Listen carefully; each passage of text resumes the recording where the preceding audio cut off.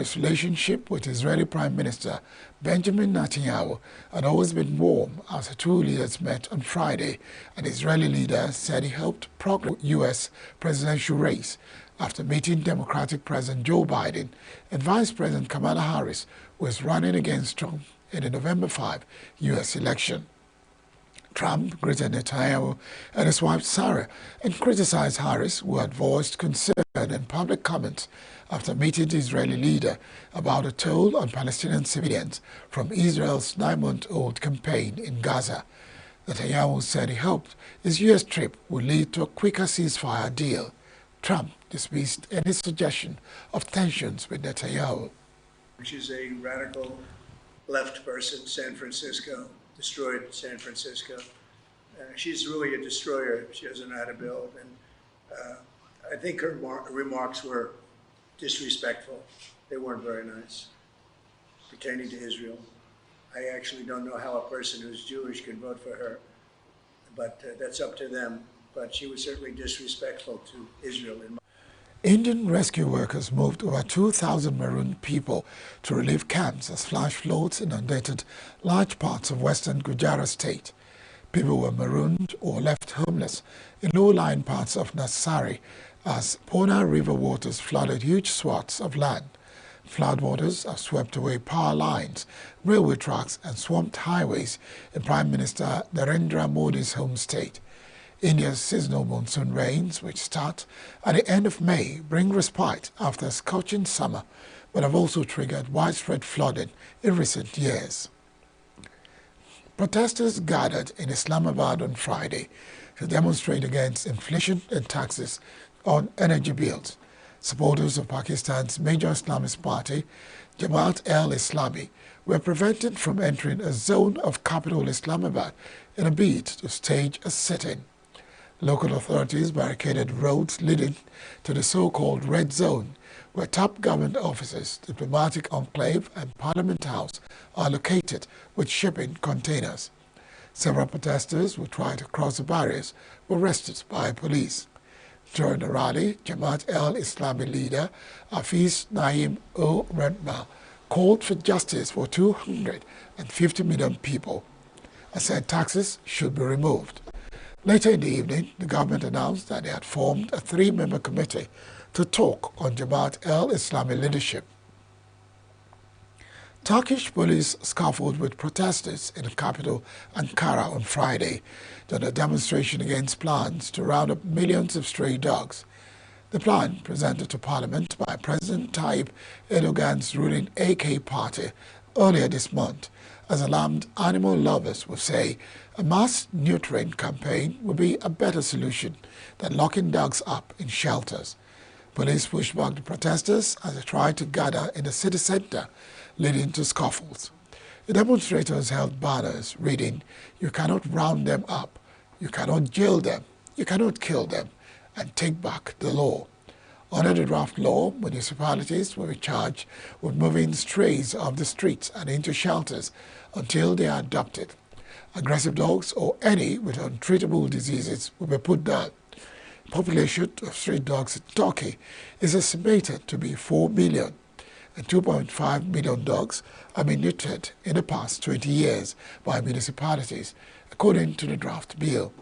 There are currently 322 animal shelters with a capacity to host a total of 105,000 dogs, the bill says. Thousands of Yemenis, mostly Houthi supporters, gathered in Yemen's capital on Friday in solidarity with Palestinians in the Gaza Strip. Protesters held up Palestinian and Yemeni flags and chanted slogans against the United States and Israel. The Houthis have launched missiles and drones at Israel and disrupted global trade through the Red Sea in response to Israel's assault on Gaza. Israel says the Iran-backed Houthis have launched 200 attacks against it since the war began, many of them intercepted, and most of them not deadly. But a rare Houthi drone strike last Friday hit Tel Aviv, killing one person and prompting Israel to announce its strike against the group on Saturday. The airstrike hit near the Hodeidah and killed 6 people, local medics said. Israel said it shot down a missile launched by the Houthis on Sunday. Iran's president-elect Mossad Pezeshkian will be inaugurated on Tuesday. A ceremony will be held on Sunday, July 28, to present the decree for his presidency, with Supreme Leader Ayatollah Ali Khamenei expected to attend. Pezeshkian, a 69-year-old heart surgeon, has pledged to promote a pragmatic foreign policy, ease tensions over now stalled negotiations with major powers to revive a 2015 nuclear pact and improve prospects for social liberalization and political pluralism. However, many Iranians are skeptical about his ability to fulfill his campaign promises, as Khamenei, not the president, is the ultimate authority in Islamic Republic.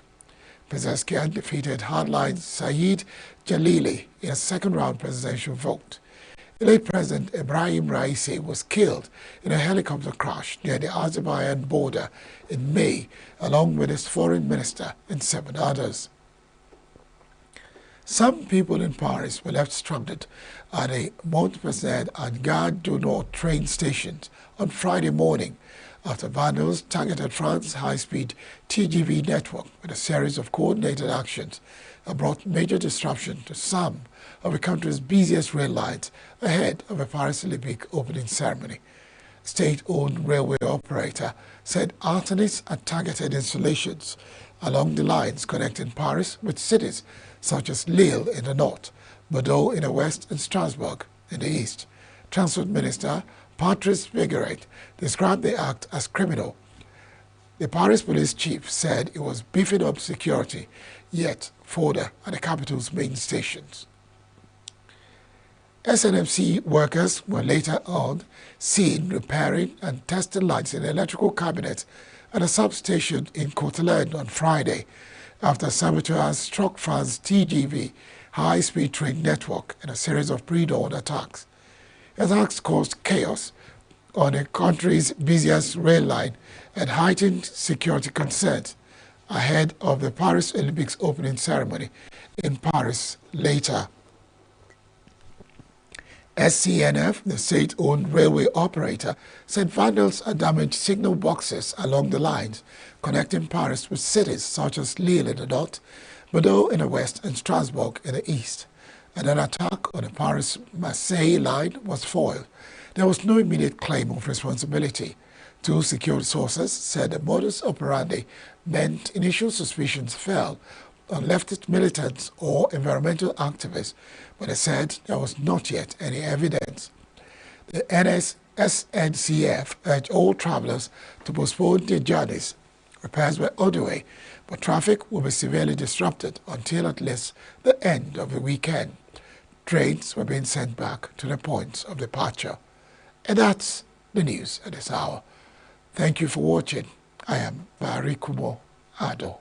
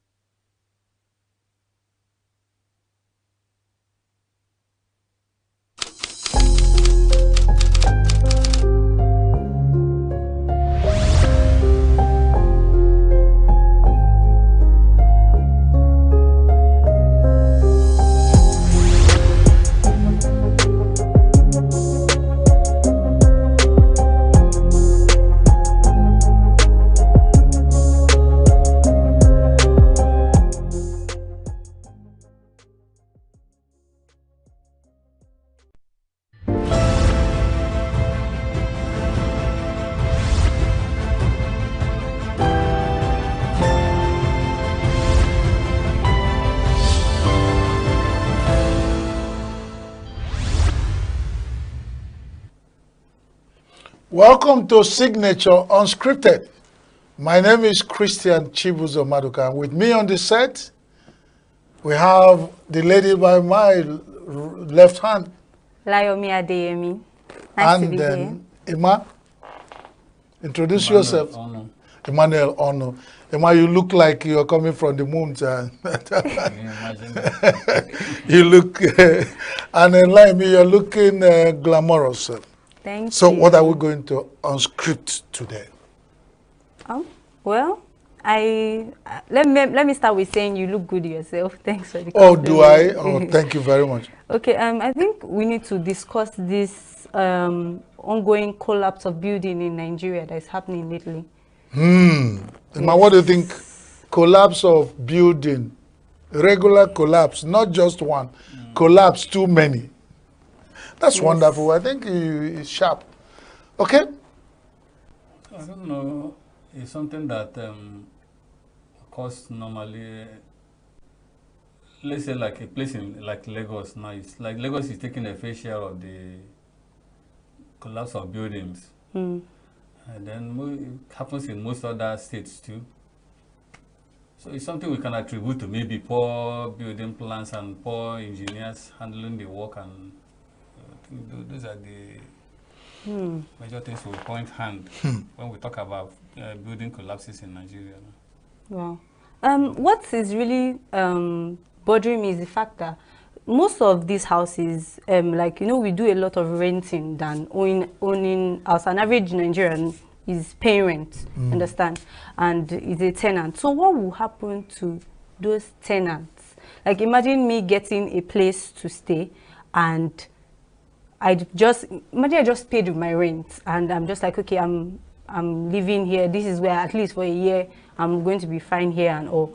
And the building collapses. But thank God I'm safe. I'm not in the building. I do not even go with the building and all. But now I've lost house. What happens next? Does the landlord refund me? Does the government refund me? What happens next?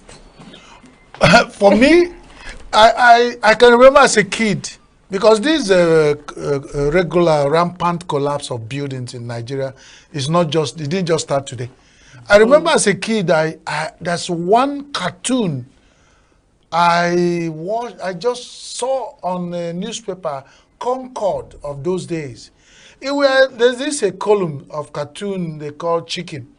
The chicks are just there with their mother hen walking, and they were just discussing, you know how they do cartoon.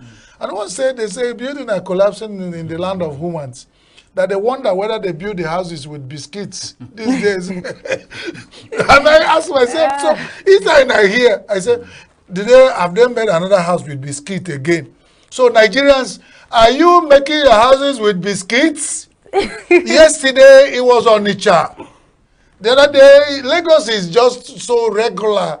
And some people say it's because of high level of water of Lagos topography. But I'm not an expert. Whatever reason, we say the collapse of buildings are too many. The Lion just said the inconvenience. I'm talking about the lives we lost. When some of them are even where they are building. They're just still building, the house collapsed. Some of them are old ones that when they collapse, you can even attain certain reasons to it. But whatever it is, my concern is life we lost. Those old ones we talk about now, the problem with those ones is that there are these people they call developers, especially in Lagos. You just see one businessman will say, okay, madam, this your house, maybe if we put a more story on top, maybe more money. I think so when they build on top of an old building, then talking about maybe the topography, maybe the ground is wet, or maybe the ground from the original plan cannot carry more than one stay of a building. So when they add something on top, that is when buildings collapse. Most times when buildings collapse, it's not even the tenants that got involved. Even the builder, the workers in the will get trapped. So that's another. Yeah, there are so many angles to look at this thing, and at the end of the day, the government needs to do something about this, because if someone needs to be held accountable. Is it the engineers in charge of the building, or is it the landlord being greedy and trying to get more money from the little thing he has? Like he just talked about trying to redevelop a house you already have just to have more money. Like, who should be held accountable? Because whether we like it or not, lives are being lost. People are with the economy that is not even so so good lately. You are still losing your house. Like Governments are doing something. But I think in Lagos State, when a building collapse like that, government will collect they will see the building. They will seize the building. It will no longer be yours. I think somebody can question. okay, not just That's a curing madness with the paper.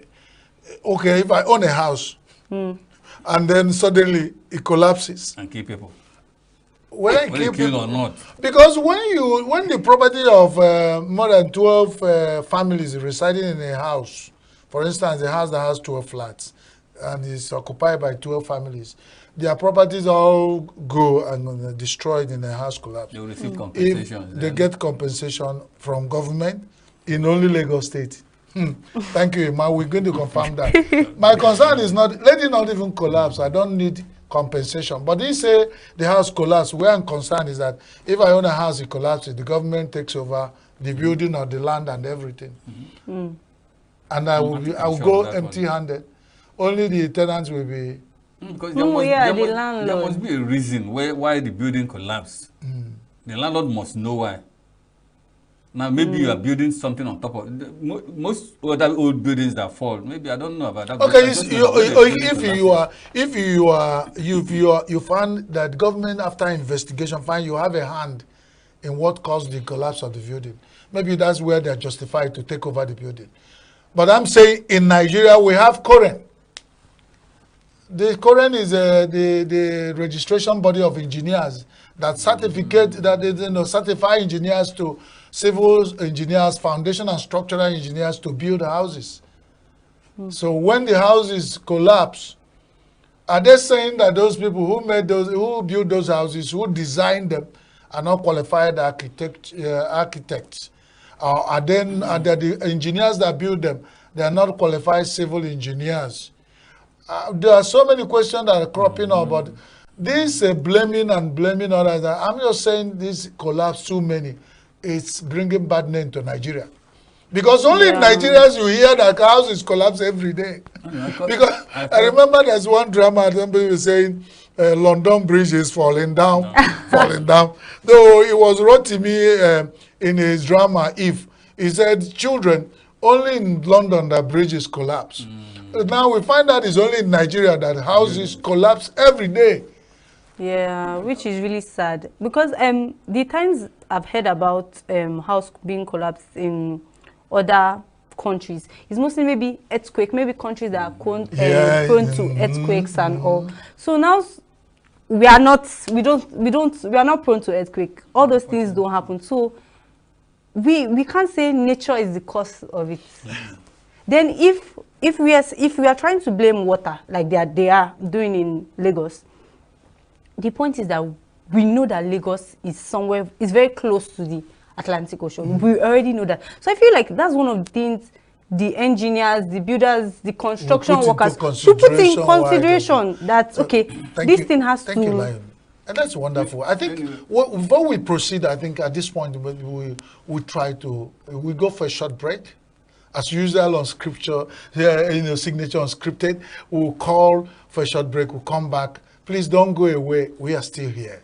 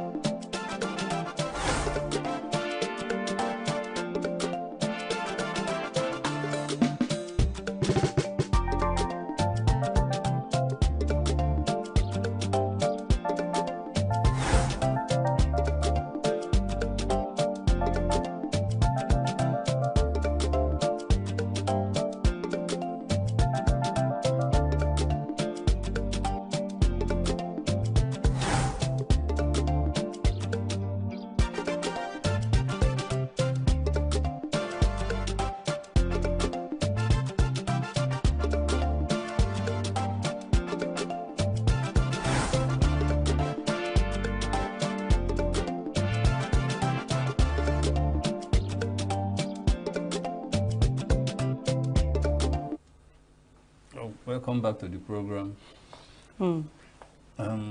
Chris, you talked about the organization that looks after engineers and I don't know what The you call it. satisfying Current. and the current. Well, my family currently resides in Onitsha.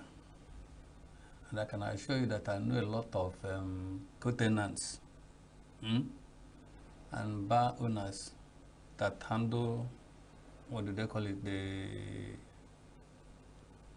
rebuilding of, how did I call it? Redevelopment. The tech. The developers. Okay. I know at least one or two people that are beer parlor owners and one of my co-tenants that help in developing all those things. So what do we say about that one? The thing about in Nigeria is you can make the laws. Who implements them? So, Ima, you're even saying that Onitsha is an accident waiting to happen. If this kind of thing happens in such concrete, so a friend has described Onitsha as a concrete jungle, where you see a lot of concrete structures. And what that baffled me in Onitsha is somebody will go to the government to get approval to build 3-story building, because you always be story building. And then at the end of it all, you see them restructuring it, adding what they call penthouse, making it up to 5-story building, remodel the thing beyond the ones, and there is even the issue of corruption that have set in. That is it. Because anytime one want to start building a house, you see the red paint, stop work. And I said, stop work for what? When after all those processes, money exchange hand, the beer parlor owner becomes a contractor, a civil engineer, and builds a house where a lot of people will occupy, and eventually accident happens. Are they saying that we plan for these accidents to happen? They're not even an accident in themselves. I don't know, but that's my opinion. I'm not asking anybody, but anybody can feel free to contribute. I think it has a lot to say about the integrity of Nigerians as a whole. Yes, it has a lot to say about our integrity, because I think we don't look far. We don't think of the future, because if we were thinking of the future, we would do things in line of, okay, what will happen in years to come. Most times we're just after what we can get now. Can I quickly get money from this thing? Okay, let me cut costs here, there, so that I can enrich myself. I can get some money. For now. For now. Not thinking of later on that would this building still be able to stand? Do you understand? As long as I have money and I'm eating now, it doesn't matter what happens later. So it's in our character that we do not think about the future. You know, it's like when they say, I like using these, kind of proverbs on adages when I'm talking. They say somebody's walking on the street, he sees a chicken scattering human feces with the legs. He will say, it doesn't concern me. But the same person walks into a nearby buka and asks for ofaku, and they say, put chicken legs. And then the question is, whose chicken legs have you asked for? Is it the one you saw on your way? So when people are cutting corners, and we do not have people who are regulating, who are charged with regulating this, who is going to live on these houses? Your grandchildren, your great-grandchildren, extended and nuclear relations. So we clearly plan to commit suicide and mass. No, and I would recommend, if you ask me, for those, anybody found that has had a hand in building collapse, is it better? Is there any difference between him and a terrorist? No. He's an agent of mass murder and suicide. And that's it. And that's what you think. Whether you did it consciously or unconsciously, or ignorantly, or because you want money, like Layomi said, and you do this, you are an agent of destruction and you are a terrorist. Take it from me. It's me that said so. It's not my colleague, so put it on me. You are a terrorist. So I don't know about your friends who are beer parlor sellers, who have turned civil engineers and are handling 4-story buildings, 3-story buildings. I believe they will watch unscripted. They work unscripted and they learn from it. That's the essence why we're here and talking. It's happening. Just to get the money now. I'm even afraid of, let's say, maybe living in a high-rise building. Yeah. I'm so afraid of it. But watch somewhere like maybe New York State building, or those. There are human beings that did the building. No? They planned so that this thing will last 100 years. And in that 100 years time, they will say Mr. Johnson was one of the people that built this house. It's not like that with us here. So, We don't okay. plan- So you might say, if you submit yourself for somebody to cut your hair, he has written his name on it. That's what it means. If somebody who cut your hair, they say, "Ma, who cut this hair again?" He said, "Lie me." So you might lie me has written her name on your head. If you can So do- anybody who builds a house should put their name on a marble and said, "This house is constructed by engineer Emma on No, it happens because when you in dig, 1945." when you dig the background, it always comes up. When you dig the background of such things, it always comes up. I think it Which should people won the be. first Cup of Nations for Nigeria? You see their names there. Yeah. When they were talking about It the should be a riot sort of in documentation. Tiananmen Square, China, they will still bring up the person that stood in front of the tank coming to destroy, to shoot them. to shoot them.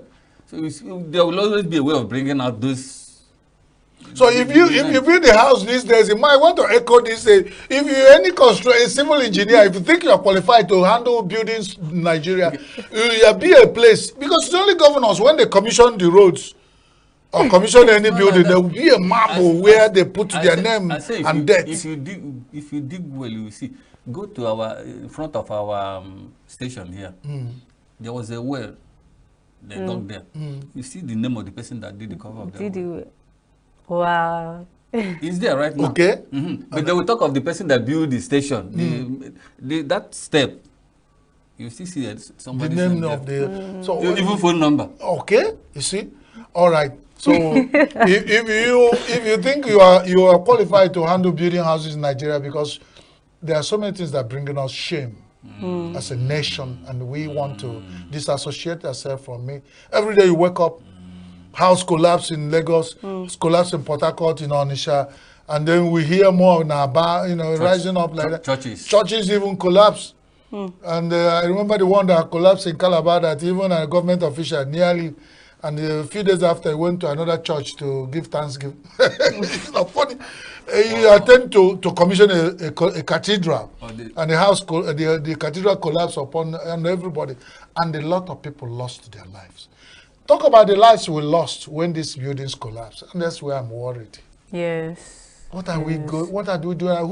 Who is compensating those who died? What life is replacing their own lives? Because you say some people will be compensated by government. Those who have died, who is replacing their life for them? Who is bringing Not them even back? those that died, even those that are injured as well. Because imagine getting injured and you are left with a deformation Deformity that can keep you for life, exactly. permanently deformed. And all that. What will happen to such people as well? It's And the church will take care. Like when TB Joshua's own building fell in Lagos. take people care. that- Okay, they were taking care of. okay. Let's give an instance.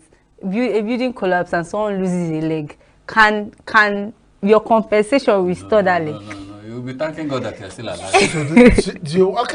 We are holding an opinion. It's unscripted on Signature TV. We're talking about formally looking at trending issues, but we are looking at from different points of view. Informally. So some people say when it happens, compensate. I said, let it not happen. Do not compensate me. Build the house the way you should build. It's not only in Nigeria we have cities or states that have a high level water level in there, and then London, the houses even built in the islands and such places, and they've not collapsed 500 years after. So what is going on with it? It's not in our character. But before we decide on that, don't go away. We go for a break, and come back. Still Signature unscripted. Thank you.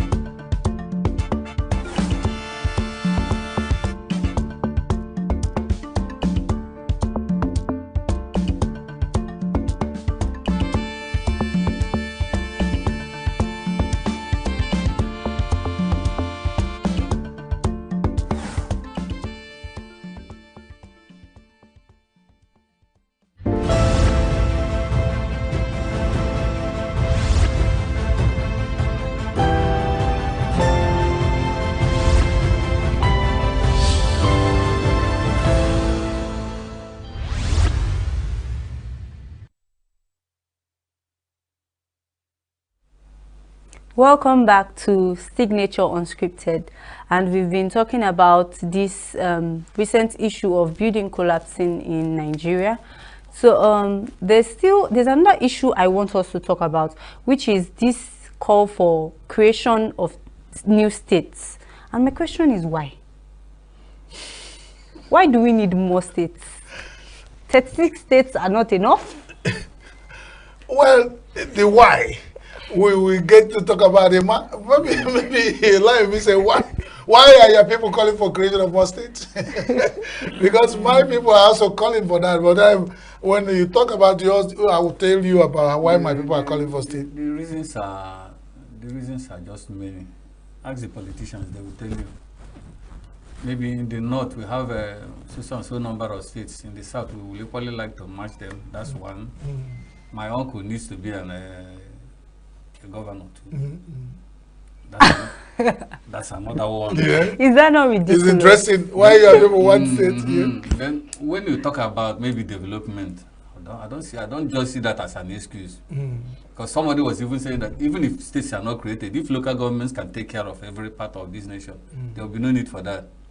So the only reason I just see there is just let's continue cutting all those issues, and it will never stop. So very soon you have a man on no state. Then, And we have Layo Mia Deyemi state. And then before he reaches Chris Madiga state, maybe the state would have finished. But the sincere thing is that people are asking for creation of state for many reasons. I think some people say it for equity. If we say we are Nigeria, some people have more states than others. And you know, the constitution of the state said, the country said the number of senators that every state will have. So if every state they have an average of 3 senators per state, and they all assemble at the Senate building in Abuja to vote on issue that concern an area. The ones who have more senators will even raise their hand. They said, "Oh, we want to create a Imonu state." All the senators from Imonu area will now say, "I." But at the end of the day, they will be outnumbered. Yes, and that's it. So if it's for equity, I think there's reason in that.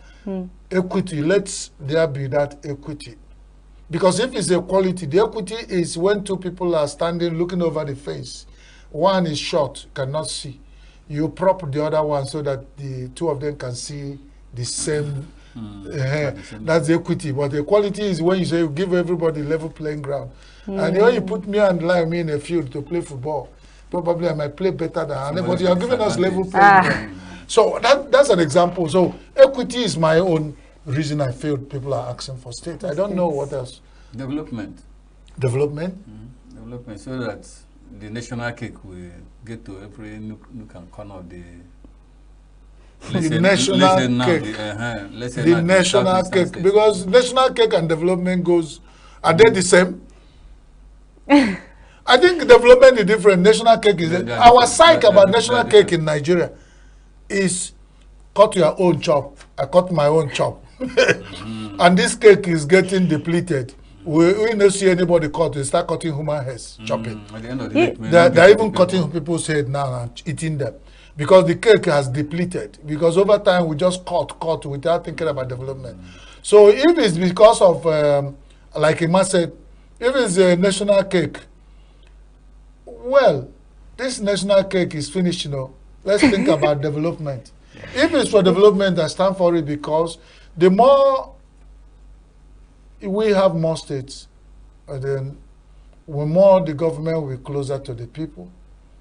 But if we think about it, what's now the job of local governments? I thought the reason why we had local governments is closer. The government is getting closer to us. Yeah, if you have Layomi State, the local government you have in the state that usually accommodated Layomi State before, you have now more local government in your place and the state closer. So what it takes the people in Layomi State to go to the other state before will be closer. So if it takes us 3 hours to access our state capital before, it might cost us only 1 hour to access our state capital from all local government that make us the sub-state. So that may be a good reason. But then let's talk about the good reasons. Yes, let's talk about good reasons. Maybe we have a cause to talk about the bad reasons why. So let me say the local governments. Because I'm thinking about it, that the reason why we have local governments is for the people to easily reach the government. Yeah. And okay, so if we are making for government to easily reach the people. True. If we are making more states and inevitably more local governments, so that means even my house can be a local government at this point. And then you take time to develop your house, and that's what we're saying. You not concentrate on developing your house, not depending on anybody to develop your house for you. But let's look at it. What happens to the Let's look salary? at how many Nigerians know who is the local government as a common balance now. The anathema that's taking over Nigeria, caretaker chairman. Because if we are talking about chairman of our local government, they're supposed to be elected officials. But these caretaker things, that's another discussion on unscripted for another day. But they say the chairman of a local government, how many Nigerians know even the location of their local government and who is their chairman? So we put the cart before the horse. Yeah, do you know? Tell us the name of your local government chairman. The way things are happening in Nigeria now, I think most of us hardly had the time to think about local government chairman and their names. Everyone is thinking of what to eat. Put something on the table. But that is why we have, as a country, we deliberately created a platform for people to get corrupt. People say they are local government chairman. The people from that local government are probably staying in Lagos. And they don't know how much budget their local government gets from Abuja every month. The little that the state government allowed them to access. So we can't even demand for what nobody, is that. and then you don't know. You don't even know who is representing, councillor representing your ward at the local government. You don't know their name and their numbers. And you're expecting miracles. So these ones are on a island of themselves. Nobody calls them. Nobody asks them question. They are there. That is only people come to their local government to take a certificate of identity. When they are pursued in Lagos, they say, go tell us where you are coming from. They rush back to the local government. And the funny enough, you go to your local government, the same local government will charge you money to give you a certificate that you are a member of a local government. It is not an error. So we're creating more states where we have not even explored the local government we have. And we have 774. How many? Am I right? I'm wrong with mathematics, so pardon me. The problem that may even encounter this creation of new states now is that they have to remake the law that will accommodate more the number of, apart from the states now, the number of local governments we have. Does it take Nigeria anything to make law? It's implementation of law. Because overnight, imagine when they have squabbles in some states when they are fighting. It says some 7 people will gather at night and create a different law and pass it, and to change the governor or impeach a house. So making laws don't cost Nigerians anything. It is implementation of the law. So if you say, if they really desire to create states, and all Nigerians think we need more states, and they want to create, making the law is a jara. They can make the law overnight, and then before you know it, you have more states. This creation of this thing is just like political mathematics. Now we are talking about Nnamdi Kanu. We are talking of hunger. We are talking of minimum wage. They are bringing this creation of states up so that people will start thinking about another thing. To distract. Is it distraction? So do you think it's a distraction? Yes. I hope it's not. But they say if people from the side that are requesting for creation of states feel that if they create a state, they will have more senators from their state who will vote to get something attracted to their part of the world. I said I support. But how come no one is thinking of? Some states have been described in the past as unviable. They cannot pay salary. Yes. They don't have economy or internally generated revenue enough to sustain the state. So everybody depends from the federal, the all-powerful federal that sits there, big brother, dispensing budget every month to who, and if woe betide you if you're a governor and you are not playing well, dobare to the man at the center in Abuja. If things are happening well, if things are happening well, if politicians are doing what they're supposed to do, maybe there won't be problem more. We may not be having all these hunger and all these complaints we're having now. We think of an issue that the last time a custom officer collapsed, the man was dishing out how much money they make and how they locate it to the federal government and how federal government is supposed to disburse this money to the states. They were talking about 7 billion or 17 billion. But at the time, when the man started revealing all this, they asked, what is the name of the account you are paying the money to? He said it's rice budget and expenses, whatever. Is that the name of the account you are paying? He says yes. Rice, what and what and what and what. Within the next 1 or 2 seconds, he said, I need water. And from drinking that water, the man collapsed. He was about to reveal more. So there is money. But people are just, when they talk about all this money, they think about their... Am I saying there's money that people are pocketing them? Once the creation of new states make that more, increase it, like more, now there are more positions to be filled, more money to be stolen.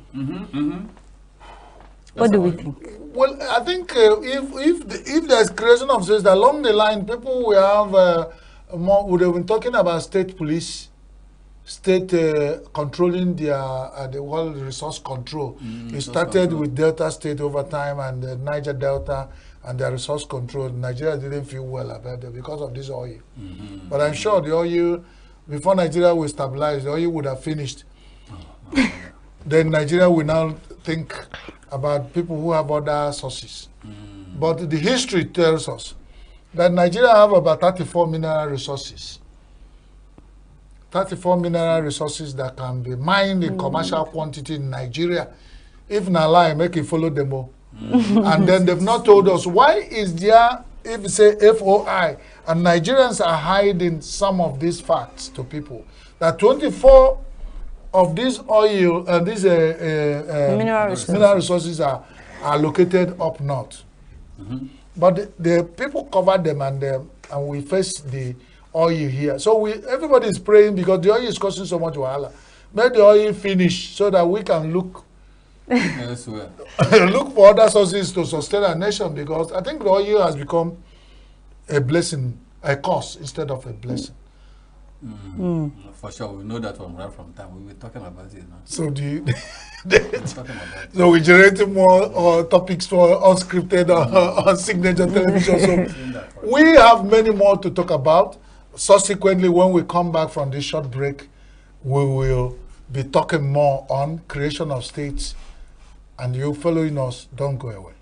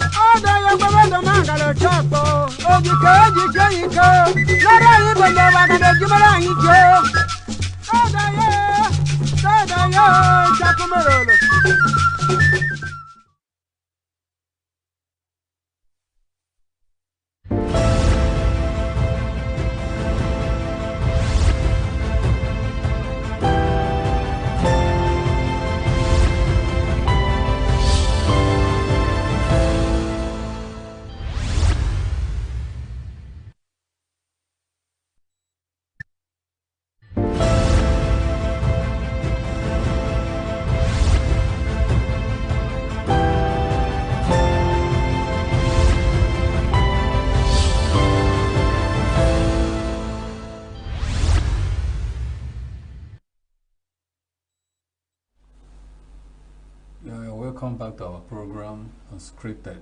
And we're still talking on the creation of states. Why I will even say I will support the current drive for the creation of states is that I think my local government will equally be among the areas they will cut out for the new Etiti state. So what do you think? So you're already positioning your local government to be the state capital of the new state. I don't want to call their name because we don't even know. There are so many. Okay, we hear of Etiti, we have Adada, we hear of so many names. That's why we are trying to run away from the names so that we don't get messed up in them. But whichever one that desire to be created, and the majority of Nigerians support that it should be created after we justify why you should and we think it's right, please, let's go ahead. But we are looking at this, the creation of state from our own point of view, informally, giving our own opinions, because this is saying Nigeria is democracy. Say your own mind. For me, creation of states is good, where the objective for the creation targets development of our nation, Nigeria, where the people, the life of the people involved as a nation are going to be affected positively, where the creation of state will make assessment of government and the government establishment and facility and make it closer to the people to assess, where it will make health facilities to be more in abundance, where our governance will be strengthened, where the economy will be helped, and where we live as better Nigerians, because God has blessed Nigerians so much. But like the Christians read in the Bible, they say, why the men were asleep, the devil came and sowed the tar. But this tar is choking God. Separate the tars from the wheat, God, because we can't survive anymore with the tars. Naomi, I don't know what you say, but that's my opinion on this. My opinion is actually what you said. The fact that, not what you said now, like what you said previously, the fact that I feel we've not explored what we have already. Like you said, so many people don't even know their local government chairman. They don't know people in charge. They don't know the things, the budgets. They don't know the things to expect. So we can't even, we don't know what to demand because we don't know what what is ours. So I am of the opinion that instead of channeling our energy into creating more states and living, like replicating the loopholes we already have in the government, instead of replicating the loopholes we have, I feel we should find a way to exterminate those loopholes. Yeah, cover the loopholes. Cover the loopholes. Explore the advantages of what we already have before we. I think you have a strong point there. You have a strong point there. You have a strong point there. The local government system is so beautiful, and the way Nigerians have designed it, it will help us to achieve this development faster than we want. But we have always planned to fail instead of plan to succeed. Because the local government system is actually not working now. It's not actually working because the allocations they get from the federal government is not getting to their hand directly. The people in the local government area we are talking about are not feeling the government. The allocation they give senators and people in the House of Rep to develop the local government is not getting to them. I don't think if it's getting to them. Why is it like, why are we like this? Why is it, I keep saying, okay, I've said before, we plan to fail. The Nigerians that we have, and most of things happen in government, we are talking about creation of states, have they followed the normal process? Because if you want to cut my community out and join it to that of EMA to create a new state, you have to find out whether two of us are culturally compatible. Whether and find how you make it work. Instead of cutting the head of horse, or putting it on top of a cow, and that is expected to survive and it causes more troubles. I know after the creation of states in the past, we have, that's where you start hearing about boundary dispute boundary dispute commission. Create another commission to begin to settle between me and them. Where boundary end as a nation. Are we not, like Ibrahim said, you know, explore what we have already, use it to develop us. When I know that USA has 50 states, but there is working out fine because they started somewhere and grew. Why by now? Because of certain things we have put in place, the people are not consulted. There's no referendum. If you want more states, who and who needs it, they put it together and then find the ones who have who have need for more states. Have they done survey as a nation and said these people really need, and they cut it out and they do things, and then have a reconciliation committee that get the people and say, you are now brothers, put on that one. Yes, when they wanted to separate Anambra State in those days, when they wanted to create ENUGU, my people in Oji River, we were joined, I think we were added with the Anambra State then or something like that. We protested because our area is educationally disadvantaged. So when you add the Oji River with Onitsha and all this, we hardly get any, you hardly know about us then. So there was even a protest that particular time. So we were thinking of where with the boundary, because we are talking of boundary adjustment. Is it in ENUGU or will you go to Amansi? All those things will still come up. So you are saying you guys chopped the boundary of Anambra, brought it to Amansi. So we'll come back to that. That's another point of discussion for another day. But that's why the way that's how it should be. You know, if you cut the meat, you add it to the bone, and cut the bone and add to the meat, you call it balancing factor in Igbo philosophy. So if they've done that, I don't know. You have any experience to share with us? He has shared the experience of his own. But our people, Nigerians. Let's talk about the advantage, the game of numbers, politics game of numbers. So some people in some part of the world find, or we don't want to mention their names, they always don't want to be divided. They held on, it's my people, my people. But when you come in the bigger picture of Nigeria, it's game of numbers. So if you do not divide and get more states, I know of a local government up north in Nigeria that has 44 local governments in one city state. And in the southeast, you and remember, every local government in that city state is sharing what a local government is sharing in Enugu. So you know, that's why we're using Enugu as a base to give example. And I'm sure even in Lagos. So when you go to Abuja to share from the national cake, if you have less local government in your state, you share less from the national cake. Let us be frank. So when people are agitating for creation of more state, that's part of the reason why they are doing that. When Tinubu was governor of Lagos State, he deliberately created more states, local governments himself. Yes, so I was about to say that. Why not more local governments? Refused to recognize, because he didn't follow the constitutional process. That was the reason, and I'm sure the president was right, because he sees the view is clearer from the top. He felt that if the normal thing should be done, it should pass through the legislative body to legislate on it, create a constitution that, like you mentioned in the beginning, that said this local government should be created, and they will know them as part of the 774 existing.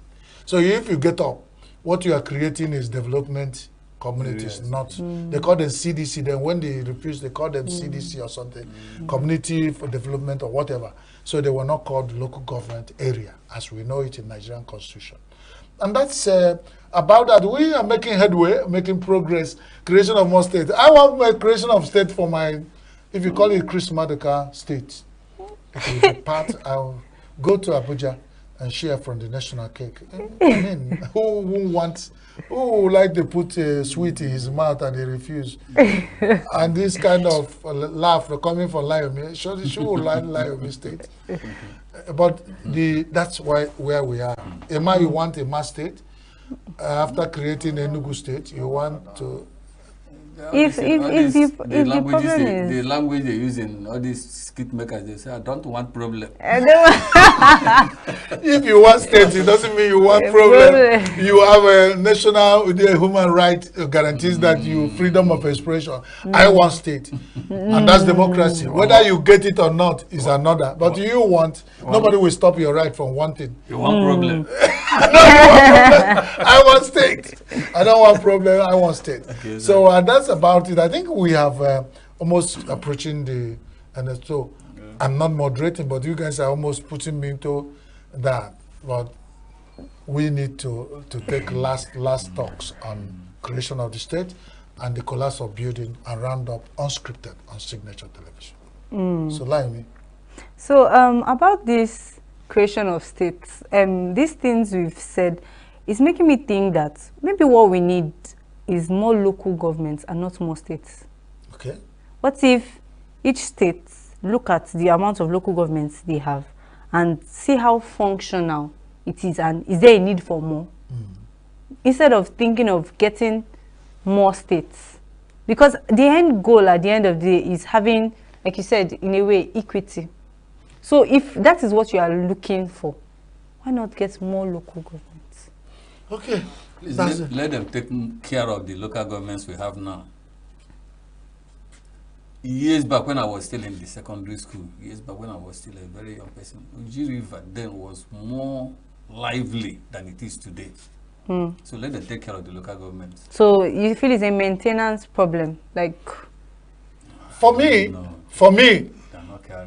the current, the organization that is in charge of satisfying our civil and foundation and structural builders should look into the people who build our houses with biscuits. That's one. And since the licenses, those ones you'll be made clear, the ones that are involved with the ones who have collapsed, seize their licenses, if possible. I'm not dictating to Karen. But Karen, remember that anybody, like you said, anybody who help you to cut your hair has written his or her name on it. So if you satisfy, you are the people who certificated the engineers who are building houses that are collapsing and killing people and destroying properties of human beings. Karen, you are involved, directly or indirectly. And for the local government, the people say, Nigerians are also guilty.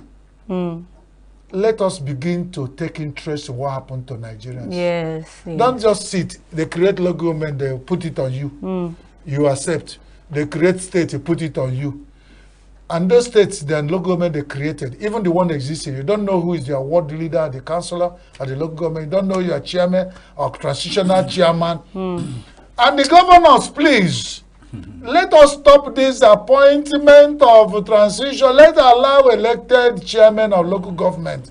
I think that will solve our problem. And this is just where my own opinion on these two issues we discussed today. Those are very, very good points. Okay, if you support me. I So, do so much. so I know at least I have somebody who's supporting me. The way I see it, it's only like me that have been supporting what I say. So you might has been wanting only a mass state. He doesn't even want, if it's not a mass state, he won't. If you put it to voting, you just say, let the I say yes, then I will raise up my hand. Oh, okay. Okay, I don't have those such powers, but that's where we call it quits on today's episode of Signature Unscripted. I remain Chris Maduka, and my friends are still Layomi Adeyemi. And then Yvonne. Join us next edition. Thank you. Thank you.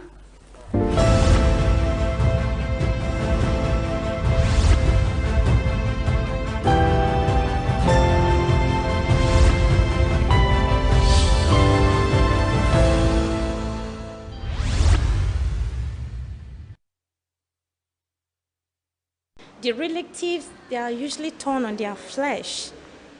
Once your coverage is gone, it will just be like as if they've been waiting for opportunity like that too. To tell you the kind of people they are. So they go through a lot. One, taking the properties away from them, especially the Igbos. If you are not fortunate to have a male child, in quotes, you stand no chance of getting anything as you ought to, because it was your husband that worked for those things. Your relatives would just come out from nowhere, even though they've never showed face.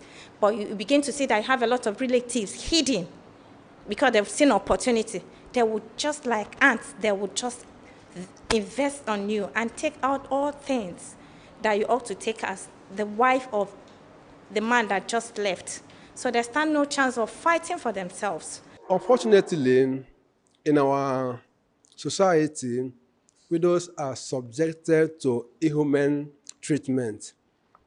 For instance, sometimes a man dies and the wife is accused of having a hand in the death, and some negative things are done. One of which includes, in some communities, they say we must bet you, we must bet the dead person, and you drink the water to just to prove that you don't have a hand in the death of the man. And this is a person, a woman who should be grieving for losing her husband, and she's been subjected to inhuman treatment. So the way we treat widows are just very bad. I'm speaking based on context I have seen. Sometimes widows are not treated properly when their husband dies. Sometimes they are subjected to some kind of measures and situations that are very difficult for them to handle, especially during the time of the bereavement. So I think they need more support from their husbands, people, from the community, and from the society in general. Their own family members, like from their siblings, need to rally around them. But in more precise way, I think the husband's people need to be by their side to help them process what has just happened, rather than sometimes, burdening them and loading them with even sometimes accusations as to having contributed to the death of the man, which has happened in some instances. I will address it in two arms. First off, widows should have rights in Nigeria. Why I say widows should have rights in Nigeria is, firstly, these are people that just lost their loved one, and the society sometimes, under the native law and custom of the Igbos especially, most times they don't even see the widow as somebody that should inherit the estates of the deceased. Why? It's because they feel, especially for the people that never gave birth to a male child, they will see them that they don't have the capacity to be administrators of their husband's estate. Uncles that are greedy will always feast on those things and take up the properties of this widow. Secondly, under Nigerian native law and custom, women generally are not even seen to be part of people that should inherit properties, even from their paternal side, talk more of their husband's side. But good enough that under the law, there is a Supreme Court decision that says, in the case of Ukeja and Ukeja, that a woman can actually inherit the properties of the father. Some are being treated rightly, while some are not. But if you talk about e-treatment, maybe you can be talking about in terms of properties.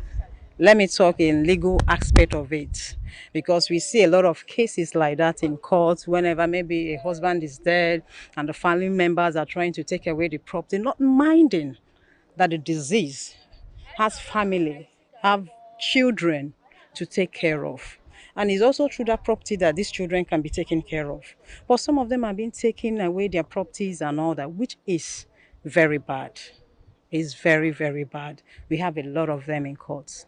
So we try as much as we can to help them in any way we can. So there are some culture that's not fair to say. I won't say that I don't know some cultures that's not fair. At that aspect, we need to come in and help. There are many of them, many of them.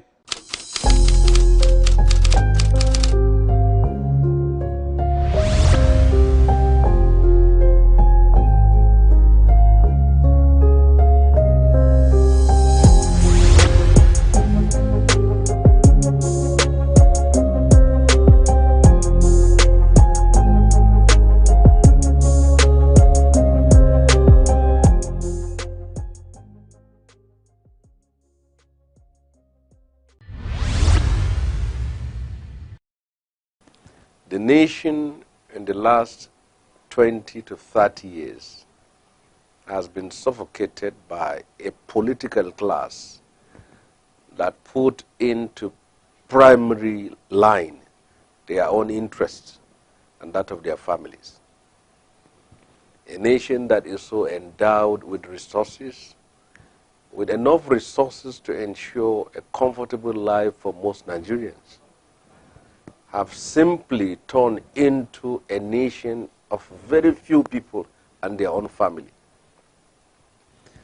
The level of poverty in this country, the disconnect between the government and the people who it's supposed to lead, the widening gap between the rich and the poor, the pervasive insecurity and unemployment in the country is enough to bring people out to the street. You can be in authority and in power, but it is only when people decide to fold their arms and endure the suffering which you inflict upon them, then that you will continue to do what you do. If you look at revolutions throughout the world, there must be an issue. In Tunisia, a young man called Mohamed Bouazizi was molested by a policeman, and he decided to burn himself, and that became a trigger that set the whole Arab countries ablaze in the name of what they call Arab Spring. In Sudan, it was about the rising price of bread and a discontent against the regime of al-Bashir became the spirit of the nation. People thought that from 2015, there will be a new spirit, a new order, a new government that will conduct the affairs of the state differently. But we have seen promises upon promises made by the present administration has never been fulfilled. And that is why I believe that our suffering, our hardship, our penury can come to an end once the people of this country decided that they must come out and fight this. And I believe that this is not the end, it is the beginning. The country needs to be reformed.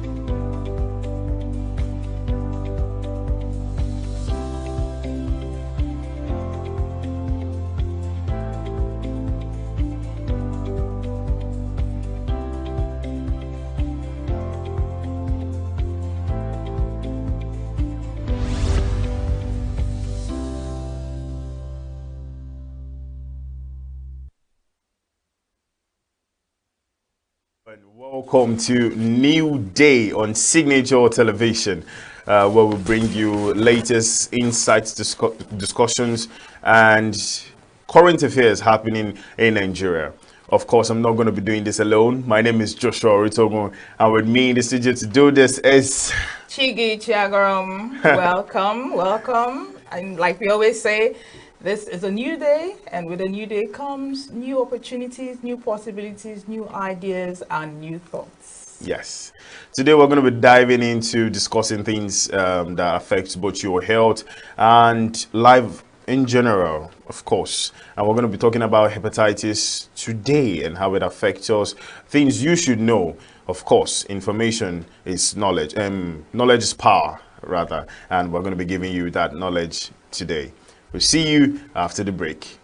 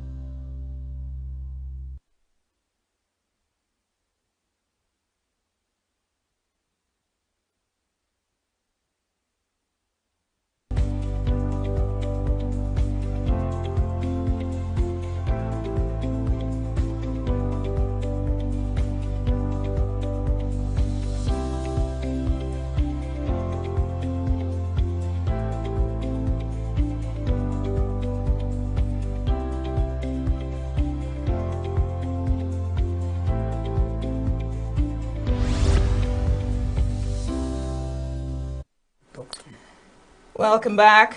Still on to New Day. We are bringing you headlines. Those are stories that made the front pages of Nigerian dailies. And first up is Saturday Times. Right above the mast, royalty, as His Eminence Engineer Eberechukwu Oji is formally enthroned as Eze Aro the Ninth. And the second story above the mast is why I apologize to Governor Uzodinma over viral video coming from Ejike Asebu. And just below the mast, we have the nationwide protest. IGP alleges involvement of foreign mercenaries as more groups vow to participate and demands details. Contact of organizers, partakers, deploys 4,200 men to FCT. I think probably we will look at these stories as they come because they are powerful and many. Why not we take them one by one instead of make the no loss? That's all right. We're here in the studio with Mr. Chris. He is going to be taking the reviews of some of these headlines that are really making waves in the country. Talking about the nationwide protests, Mr. Chris, I know you have a lot of things to say. What are your views? Because there are a lot of banters from different quarters.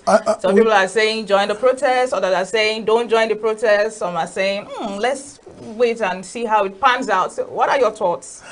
Do not want to disappoint you by saying let's touch on the first story that you talked about, the SR or the 9th. Okay, that's fine. It brought me into a situation where I just want to say something. That the government of Nigeria, from the state to the federal, have succeeded in destroying the traditional rulers' position in Nigeria. And now when we say SRO, these are, and you talk about the Obi of Onitsha, talk about the emirs of Sokoto, emir of Kano, the Tortive.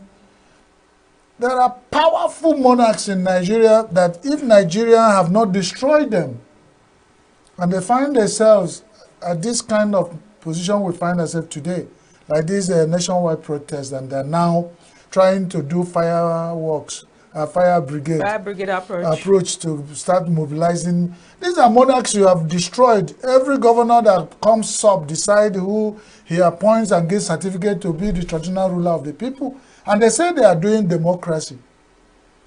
Is it democracy selected? A lot of people decide to choose their SR or the 9th. And it will happen even in Nike, in Enugu, where the people will be allowed to choose and then submit to the government. If the people bring who they chose to lead them, you recognize the person and give him certificate. But we find the government has successfully destroyed the position of traditional rulers. Now, when they find themselves in tight corner, they start looking for those people that destroy their position. And some of these traditional rulers don't command respect among their people. They are now more of political appointees and stooges more than the traditional rulers. Because you remember in the olden days, there are some political and there are some traditional rulers that when they cough, the state governors will catch cold. That even reminds me, there was this incident a while ago where I guess it was an event, political traditional event, that they had the traditional fathers stand up for a sitting governor. And there was outrage. People were saying, no, it should be the other way around.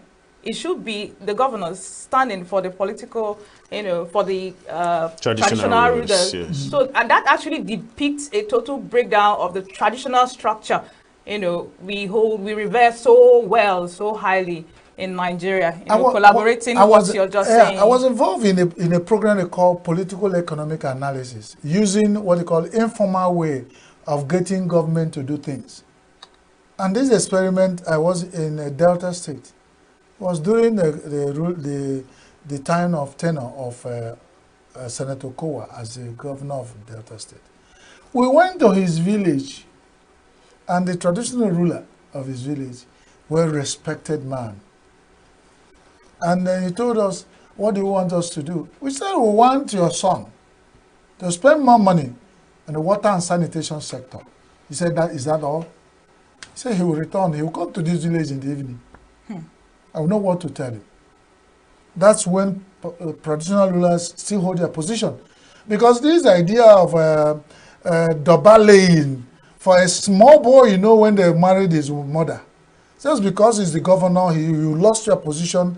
No, I'm not saying they should not respect them, but this respect is reciprocal. You recognize me as the traditional, because I command a territory, even strongly. Those are the ones where it's not even contestable.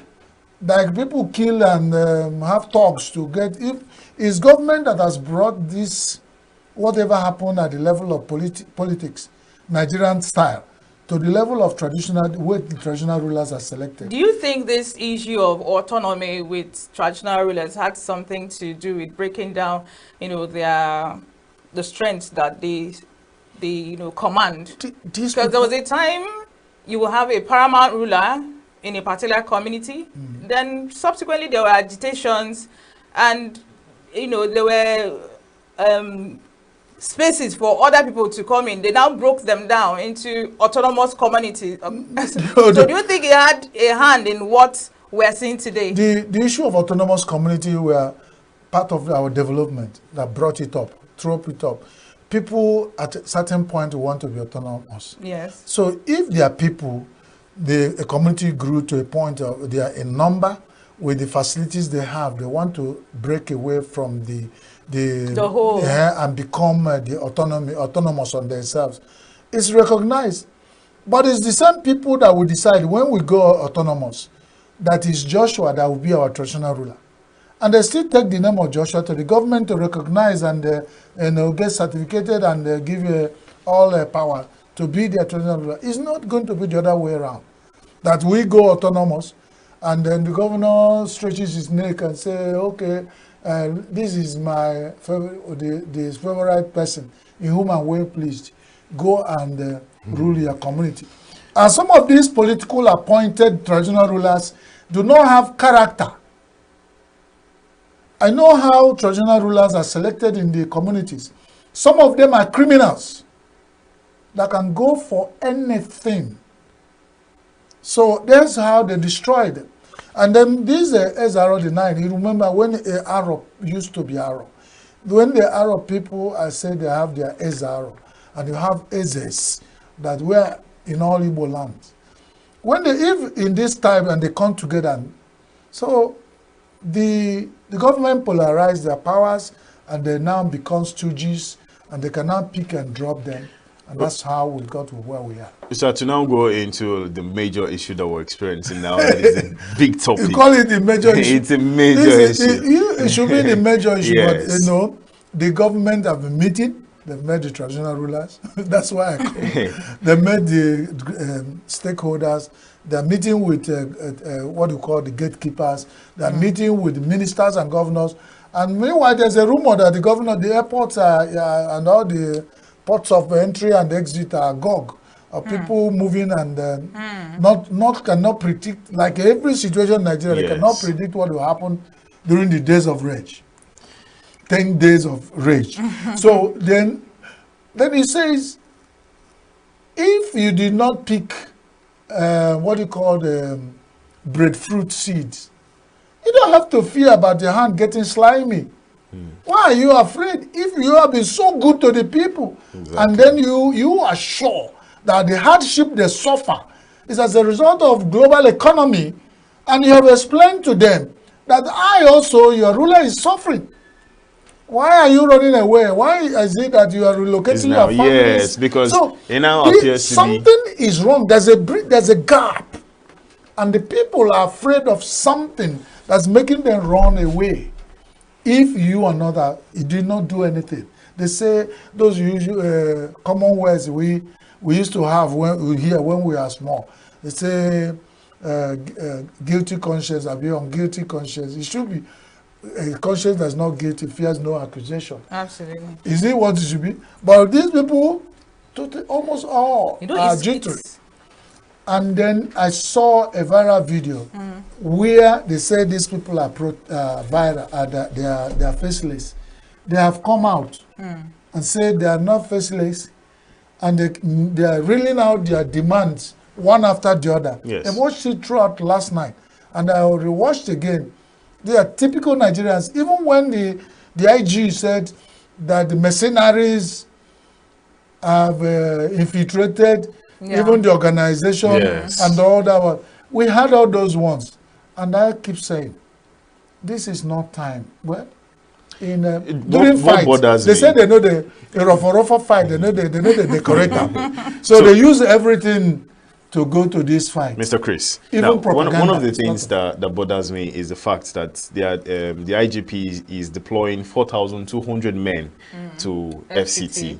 Now, I want to ask, these police, these military personnel, are they not suffering with us as well? Are they not facing the whole economic hardship? Why is it that when it comes to times like this, we tend to see them being opposing? We saw what happened during there are certain jobs that go with certain certain demands. If you decide to be a policeman, you swear to an oath to protect there are certain things you can do. They are not allowed to. They have a way of doing their own protest. They have a way of showing their grievances. But they don't lose their head when others are losing theirs. Otherwise, there will be what you call total collapse and chaos. You know what that means? Yes. When you are in the street and they roll out, like I said, only Abuja alone, over 4,000, 5,000, and they say 5,000 to be, because some people cannot do the mathematics. They say an average of 5,000 policemen alone are going to be in Abuja. I don't know what they are in Abuja to do. Is it to protect the people? The people who are going to do the protest? Is it to stop the people who are going to protest from not protesting? Is it that Abuja is the most important place? Yes, because we still have other 36 I know that this is a nationwide protest, hunger and hardship protest. There is hunger in the villages of the senators in Abuja. There is hunger in the villages of the federal houses of reps. So if you protect only Abuja, that's why I said this has to be handled. I don't know, only God will give us wisdom on how to handle this. But if you use all you have to go and protect Abuja, it means Abuja is the Noah's Ark. Everybody, instead of running Japan across the Nigeria, you better enter the next available bus, go into Abuja so that you'll be safe during the days of race. Because I don't know what else. You know, it's a bit of an irony for me, because as far back as 1993, when Abiola was declared president, and he was overruled by first time in my life I had that by the military president. We saw our current president, Bola Ahmed Tinubu, at the forefront of the protests. Fast forward to Jonathan's regime. Yes. He was there to leading protests, you know, criticizing the government. So it's a bit of an irony now when people are trying to protest allegedly peacefully about hunger and hardship, and this same president of ours is saying, no, don't protest, when it is he said he protested non-violent. He was involved in non-violent. Yes, which was why I used the word. Which was why I used the word allegedly. They are alleging that the protests are going to be violent, right? But why not allow citizens to express their human rights to protest? And in fact, Nigerian has come out to say that this is going to be a peaceful protest. Of course, nobody wants violence. We want to come there and just, you know. So what are your thoughts on this irony? I'll give you my thought. I can't even wait to go. the thing they say, a proverb says, the killer does not allow a person to carry machete to go around his vehicle because he is just conscious. If you so, but wouldn't that make you a hypocrite though? No, he is not. The idea is that nobody in his right senses will want this protest to go violent. Nobody, no matter how myths, because because it will amount to using the annoyance caused by rats to set the house on fire. It will take us 50 years back. We already suffered enough. What the agreement is, provide cover for the people to protest. Do not attack them.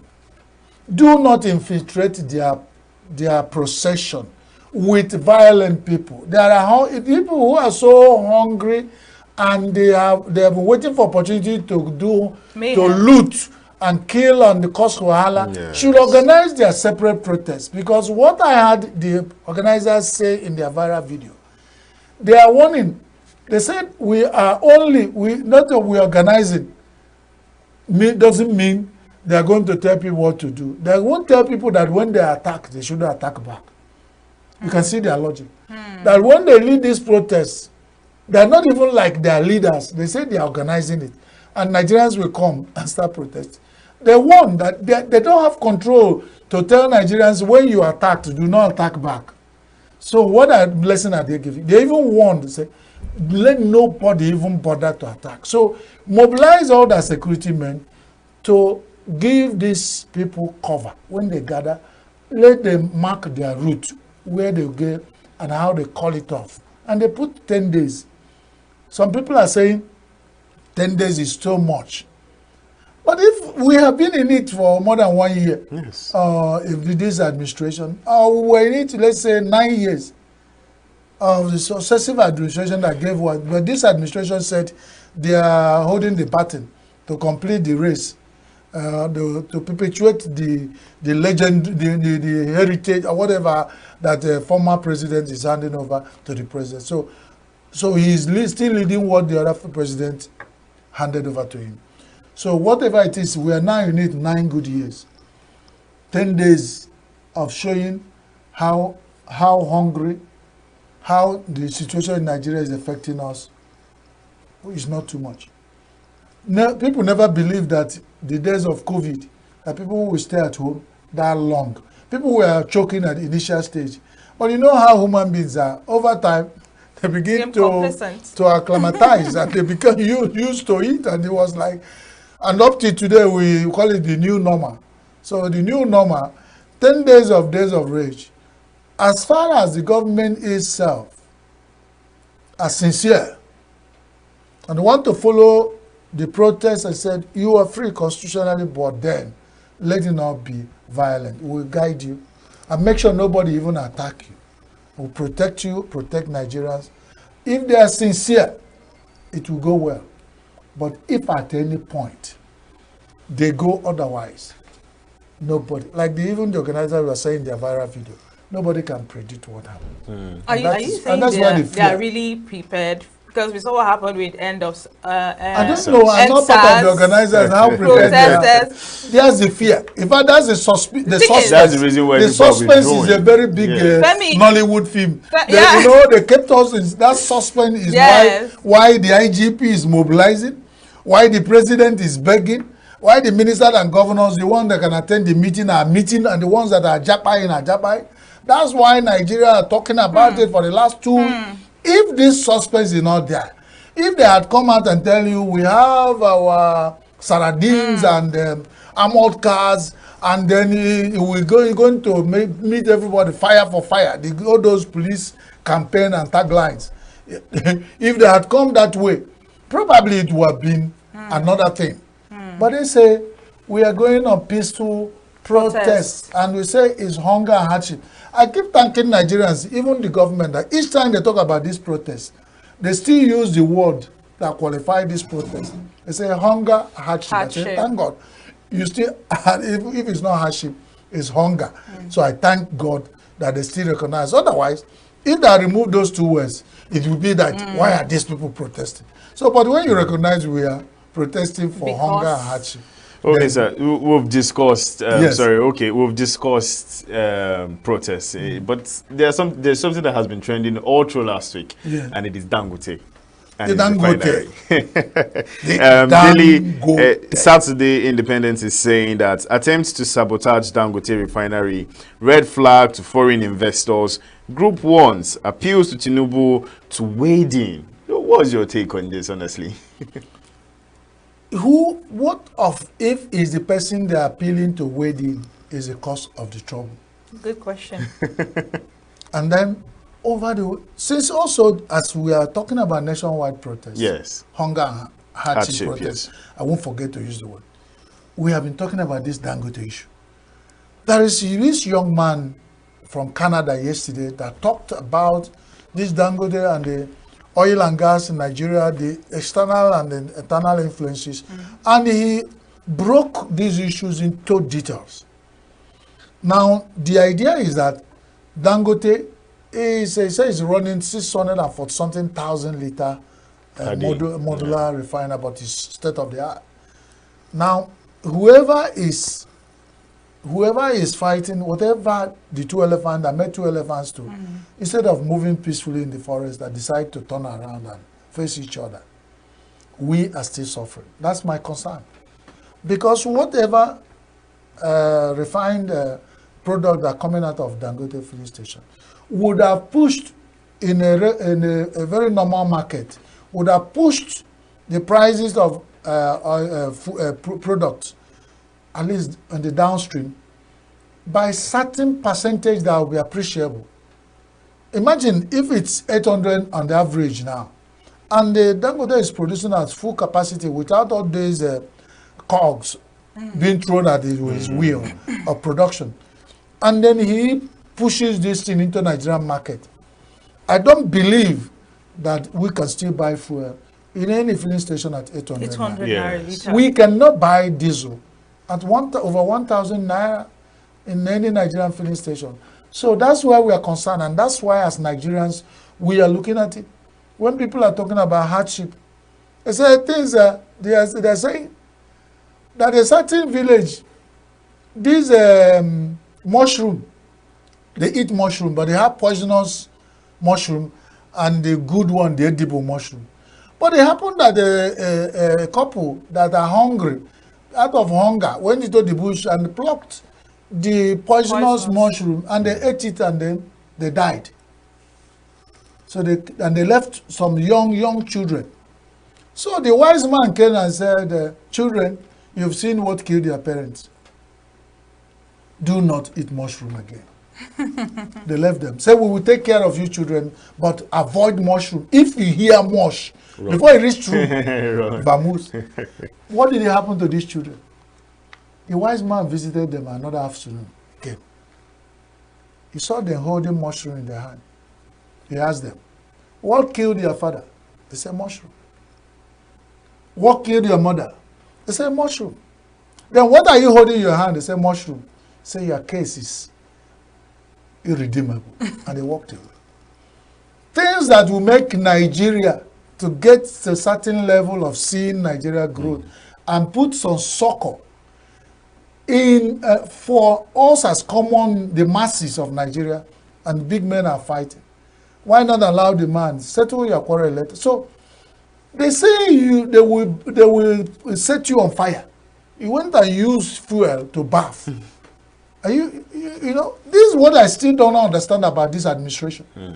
And all the and all the advisors that our dear President Tinubu, Bola Tinubu, has put together around himself. If it's not in his character, then it is in the characters of all those who surround him. Because I don't know what they discuss. Do they feel the pulse? Are they saying that they do not have, none of them visit their villages? They don't see the street, or is it that they fly always in their jets? They don't feel, they don't go to the market. Because the worst is that at this high level, they get a lot of naira that become useless over time. But what bothers us is that we all go to the same market to buy penta of gari, penta of beans, cups of rice at the same market at the same price. But then with this kind of position they provided for themselves, cannot feel what we are feeling. And that's why the days of rage is coming. Yes. The better repaint. Mr. Chris, we just heard your expose on the link between what's happening to Dangote right now and What is fuel happening? subsidy. They better stop. They better allow the But man. there's another school of thought Mm. that said during the campaigns for 2023 elections that Dangote clearly pitched tent with That is unproven allegation. Atiku Abubakar. And this is probably a personal vendetta between the president and Dangote. No. What are your thoughts? Well, if it's true, well, we always want to discuss facts. Yeah. But those ones are rumors. Yes. I've never been at that level. And every Nigerian has that if it is true ever, that means that we have not grown beyond our sentiments, and we are not going anywhere as Nigerians. That means we can't even vote again if it's not your friend, your father, your cronies. That whoever you voted for, somebody, it happened before, and we thought that when the former president of Nigeria told us certain tribe in Nigeria gave him 5%. So, but we are expecting at least if they gave you 5%, give them 5% development. Then the one that gave you 95, give them 95. 95% we didn't see, so that we will say, next time we will not. But even the people that gave 5 and the one who gave 95 suffer the same fate. So we don't want to believe that such sentiment is playing here. If it's playing here, then whatever that is happening now in Nigeria might be karma for whoever feels that if you do not vote for me, I'll deal with you. I'll deal with you. All right, moving over to Saturday Punch. Fuel queues resurfaced in Abuja, Ogun, others as minister begs for calm. What are your thoughts? When the queues, certain things happen in Nigeria. When queues begin to form in Abuja, there is a bigger problem. It's a filler. It's a filler. Something is happening. It's going on. It's going to happen. And then, of course, let's not think about it. Most of the tankers, the people that move this well around Nigeria, we still use roads, and then patronizing Chinese, people who have begun to produce tanker heads that pull oil across Nigeria. We don't use railways. If we were using railways to move fuel around Nigeria, it would be less than 1%. Now, what are we saying? If you are hearing about nationwide protests and the fear that has gripped everybody, there are people who are looking back at what happened some days. So they are now calculating. If you have 33,000 liters of fuel in a tanker, now we move from Lagos where he loaded that is going to Kaduna, and it may get to Kaduna in 4 days. Yes. And you can't predict what will happen. With all this level of unpredictability in Nigeria, volatility. You start gauging, you start playing as much as you are willing to lose in Nigerian market, where you cannot predict nothing.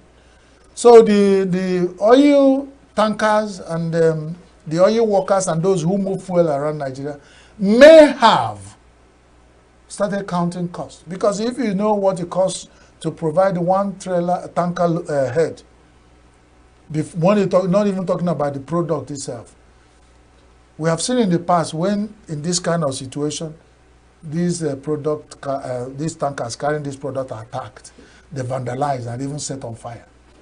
And it ends there.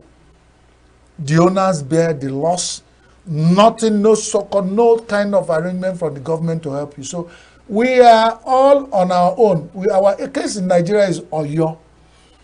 O-Y-O. On your own. So when you are doing business, you are calculating beyond what anybody can see. So if I have to move, and I'm an owner of tankers that move fuel, I will not say, with days of rage coming, how many tankers will I send to Abuja, from Abuja to Lagos? Mr. Chris. And I have to gauge the number. And that's why these queues have started forming. And it might even be longer until these days of rage, we sort it out. Because it's a wound. These days of rage is a cancerous wound in the body of Nigeria polity. Okay, thank you very much, Mr. Chris, for such insights that you've given us this morning. We appreciate your input. Thank you very much for coming on the show this morning. Thank you, Joshua. Thank you, Thank you, Chigi. Mr. Thank you. Chris. It's Always a pleasure. It's always my Great. pleasure to be here. So If it's actually up to me, I'll keep you here. I won't like to be here for too long because when I exhaust the food in my stomach, I don't know where the next one will come in from. Okay, so thank you very much. So we are now going to be going to the next segment of the show, but we'll be doing that after the short break. We're going to be going to retrospect, discussing everything that has happened all through the week on the Signature Morning Show. You do not want to miss this, as we're going to be giving you updates, giving you the highlights of everything that was discussed. We'll see you after the break.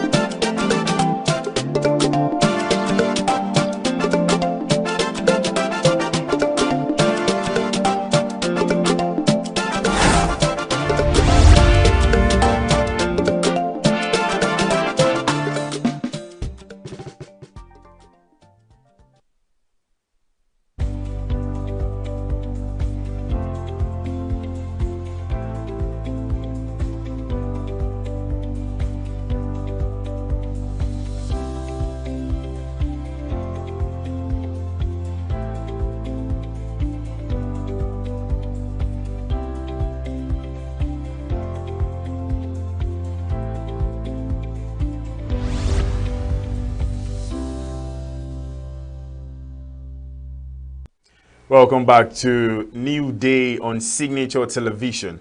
Of course, please, you can do well to like, subscribe to our YouTube channel. We are always live, and please do well to drop your comment as well, as we would be reacting to that as well. We are now going to be going to the retrospect of the week, and Chigi, That's right, Joshua. Are you ready? That's right, Joshua. So This it's going week to be a was roller packed coaster full. ride. Starting off with Monday, we discussed flooding and the consequences of our preparedness and/or unpreparedness. Take a listen to what our discussant had to say on this matter. The issue here is that Nigerians are not always prepared. We don't always do the right things. Because if we had created channels through which this water, when there is rain, they will drain, then there won't be flood. Like I said, it is when it overflows, when there should be channels of water. When there is rain, there should be channels where water will flow and drain into the sea and down to the Atlantic Ocean. So does urbanization and deforestation, does it contribute to flooding? Yes or no. There is what we call sustainable development. Okay. The sustainable development is that development that improves our quality of life without interfering with the future or without giving us consequences. Okay. So, and that is when it is well done. Development, yes, we pray for it.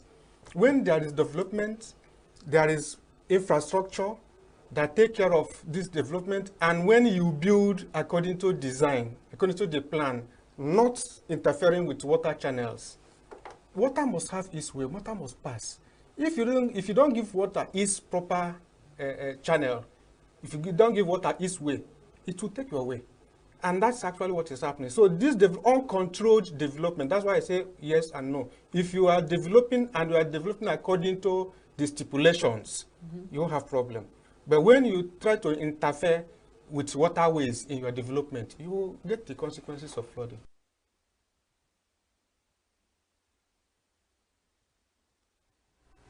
Are we truly prepared for flooding in Nigeria? We've been having these issues for years and years and years. But of course, you can rewatch this interview section on our YouTube channel. You can scroll back and you would see flooding. You can just search, of course, and see it. And on Tuesday, we discussed the Japa syndrome. Of course, every Nigerian at one point in time has decided or thought of leaving this country due to the economic hardship and hunger happening for a better future, a greener pasture. On Tuesday, this was discussed, and here's the highlights.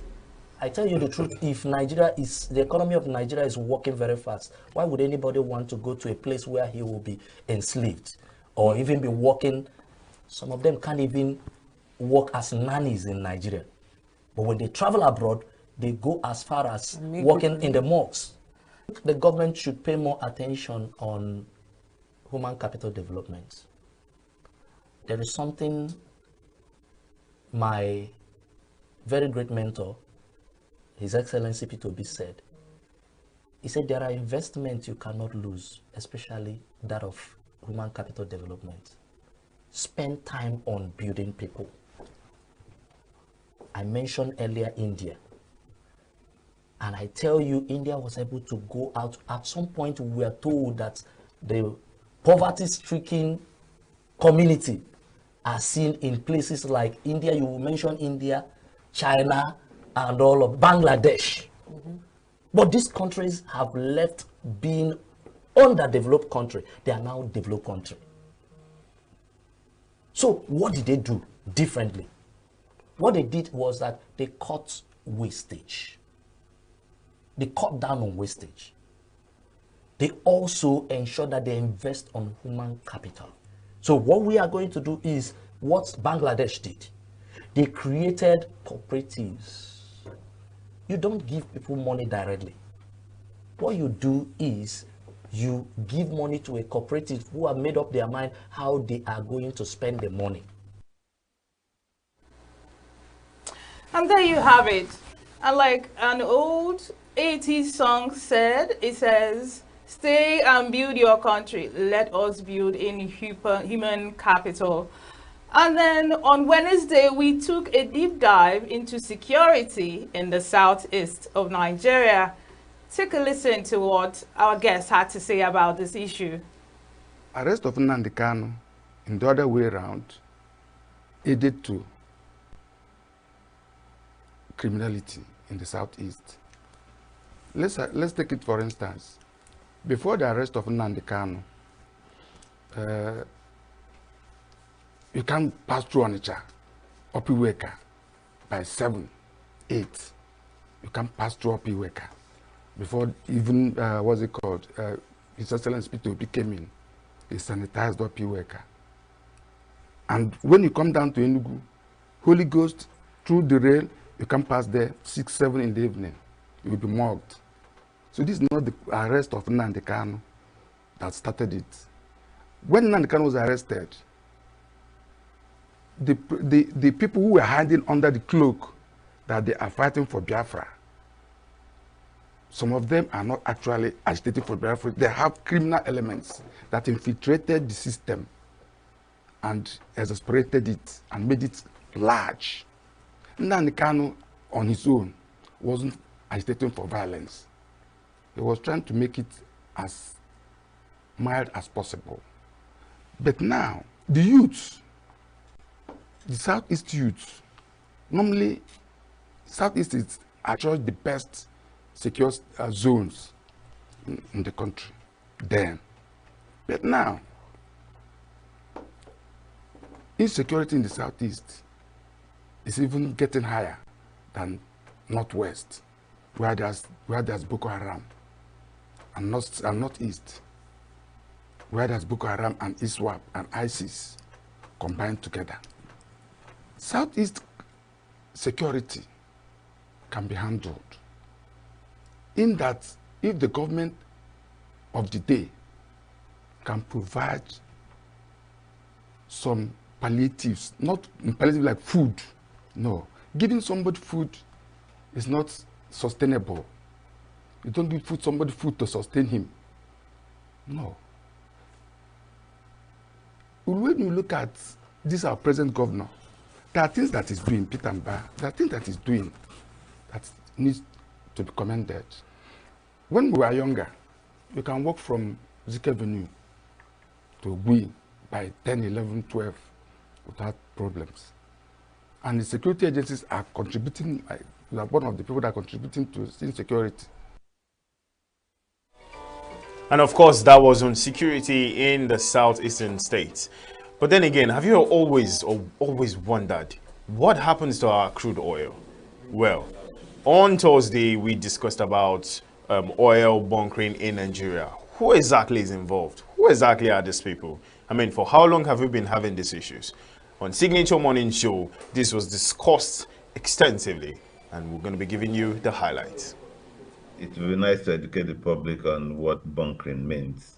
Bunkering is an activity that is done by the sole government recognized agency, NMPC, in supporting the maritime sector, whereby smaller vessels come into the shipping channels, take products and supply those super tankers, and maybe like fuel, while other support services will come. It's called bunkering. But in the context of this conversation, we're talking about the same bunkering. Today, it's considered to be illegal if you're not registered or being assigned by the NNPCL to do this business. So today we know bunkering, illegal bunkering, to be the activities of non-state actors who steal our crude oil, who refine them illegally, who sell them illegally, and those who vandalize our pipelines and so on. So concerning that question, who steals them? Well, non-state actors, criminals. So whether you're in suit or in uniform, once you break the law and you're assumed to be a criminal. So criminals steal our products. But if you listen to Omar Lafe, the regulator, last week, while he was on Arise TV, and he was severally asked, how much are we losing from oil theft? He kept referring to meters of the oil producing companies then, and he was unable to answer that question clearly. Crude oil is not something you carry in a truck. You can carry in a truck, but how many trucks can you mobilize? 500 trucks, for instance, to take 1 million barrels of crude. That's probably not possible. So meaning that the bulk of this, the loss we're experiencing happens with marine vessels, ocean-going vessels, meaning that whatever is stolen is taken out of the country and sold illegally, probably refined and brought back to us as petroleum products which we buy. To steal crude with a ship is not not a day's thing. Days are spent sailing into our coastal waters, getting clearance, going to whatever pump head you want to go to. Then before it takes you days to fill that particular tanker, then it begins to sail out of that position. So I will agree with that there's a clear case of connivance. I will agree that there's a clear case of irresponsibility and this high level of responsibility. If we, the people, put our feet down, this is one of the major causes of hunger. Still on the issue of oil, Signature Morning discussed oil and gas sector, the results of internal and external influences. Do take a listen. The upstream sector has experienced decline, and now we are on 1.2, 1.3, 1.4. So that's a very bad performance. And we can analyze the issues why that is. Now, if we come to the downstream in Nigeria is also epileptic. The major driver of the downstream is the refining process. That is where you convert crude oil into petroleum products, or you liquefy gas and make it available as LPG, which is liquefied petroleum gas, which we call cooking gas, or make it available as LNG, which is used for industrial purposes and to power machines and all of that. All that is not happening well in Nigeria. As we know, Nigeria very often is faced with petroleum products shortage, which results in crisis. And that crisis leads to long queues on petrol stations. And you will also find out that cooking gas is becoming more expensive for a country that is producing this product. And the reasons are clear. The Nigerian downstream sector, with 4 government-owned refineries with a combined capacity of 425,000 barrels per day, have been dead for a long time. Those refineries haven't refined a single liter of petrol or diesel or jet A1 or kerosene or any of the products. So Nigeria has resorted to importing petroleum products from as far as Singapore or the United Kingdom, Europe, or even in the United States. And that really puts us in a very bad state. I can't imagine how our officials go to international conferences and think that other people around the world are looking at them. Because that situation is akin to a farmer, one of the biggest farmers of yams. He cannot pound this yam and turn them into pounded yam for his family. So he sells the yams raw and then goes to import pounded yam. And because he's importing pounded yam at higher cost than he sold the yams, very often his family sleeps hungry, or the family have to queue up for long to see pounded yam. This is actually the image of Nigeria in the international community. One of the world's largest producers of hydrocarbons cannot refine the product, and therefore relying on foreign refineries to produce for us. And I make the point that we never ever imagined that a day will come when there will be no flight, no single aeroplane in the air. But that day came with COVID. So imagine a situation where if we have an event where there is no more shipping shuts down, how are we going to import petroleum products?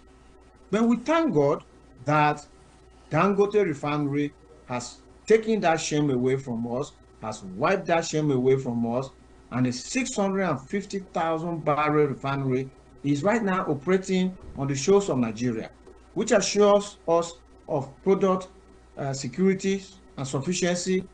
And unfortunately, instead of encouraging this enterprise, we have been hearing discordant voices, even from very high quarters as the regulators.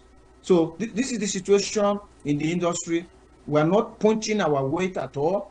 If I can give in comparison to the United States produces 13 million barrels of crude oil per day. 13 million barrels. So if Nigeria were even doing 3 million barrels, our economy will be far better than it is now. We'll get in more dollars. So this foreign exchange crisis would have been mitigated, and we will have more money for government to spend and develop the country, develop the infrastructure, and create jobs. So we have actually missed the opportunity of cashing in on producing a lot of crude oil for the world to buy and give us dollars. And unfortunately for us, the world is moving away from crude oil day by day into renewable energy.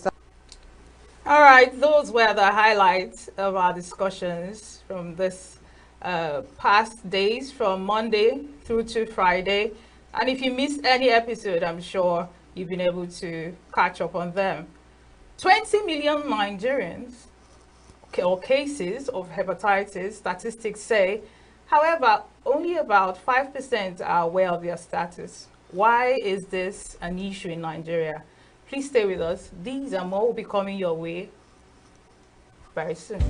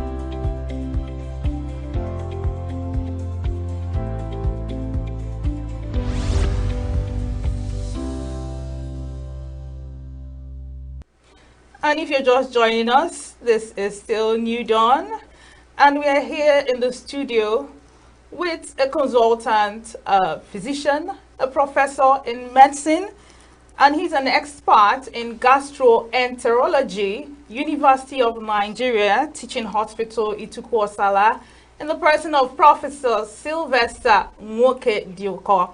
Professor, thank you for joining us this morning on the program.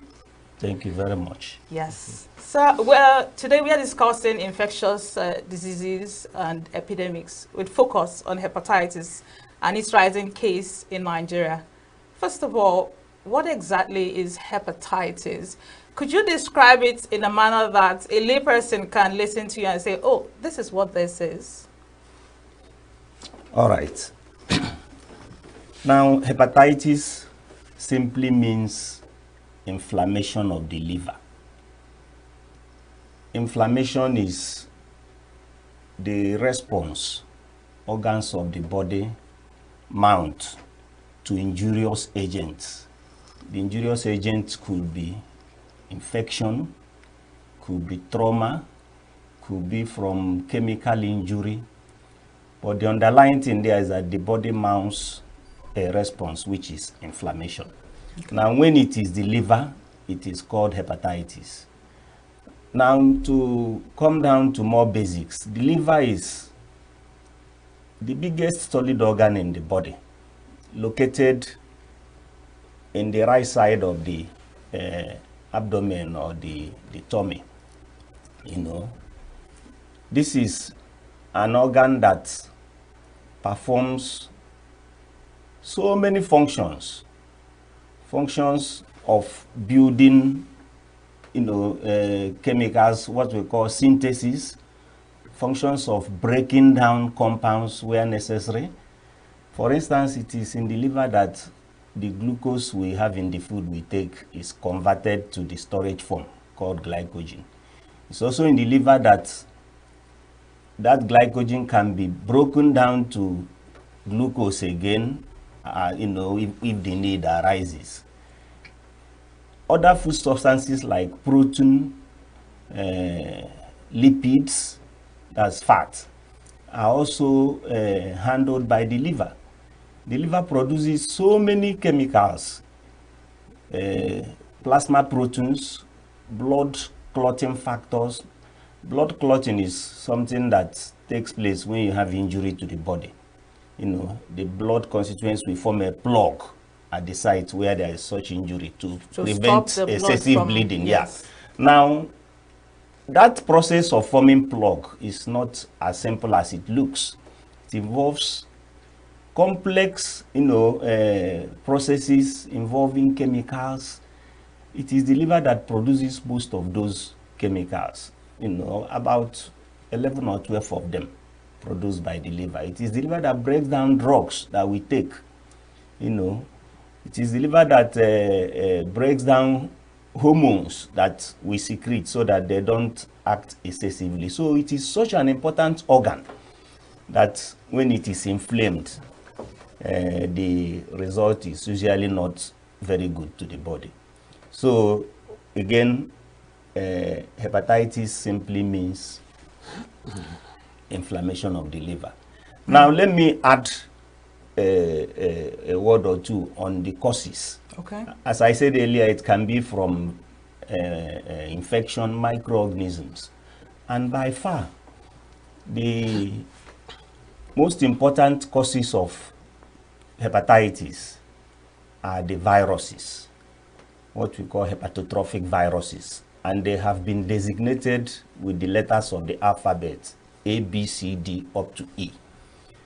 These viruses, behave in different ways in causing hepatitis. Some of them may just cause an infection that will be short-lived, such as hepatitis A and hepatitis E viruses. They usually cause what we call acute infection that doesn't last for too long. So they are usually self-limiting without treatment? Well, yes, but occasionally they may be severe. But most times they resolve and the individual is cured. There is no long-lasting effect. As opposed to hepatitis B virus, hepatitis C virus, and of course hepatitis D virus that works together with B. These are viruses that tend to cause long-lasting liver inflammation, what we call chronic hepatitis. So when we talk of hepatitis, most times, it is this chronic phase that we are worried about because of the tremendous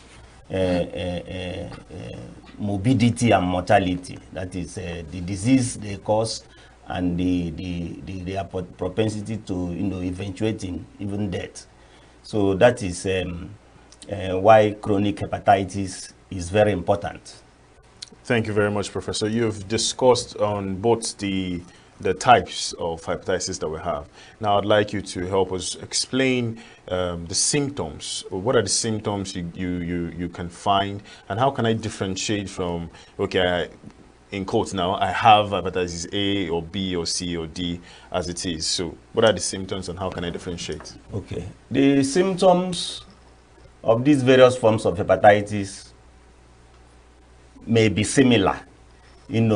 Initially, that is during the acute phase.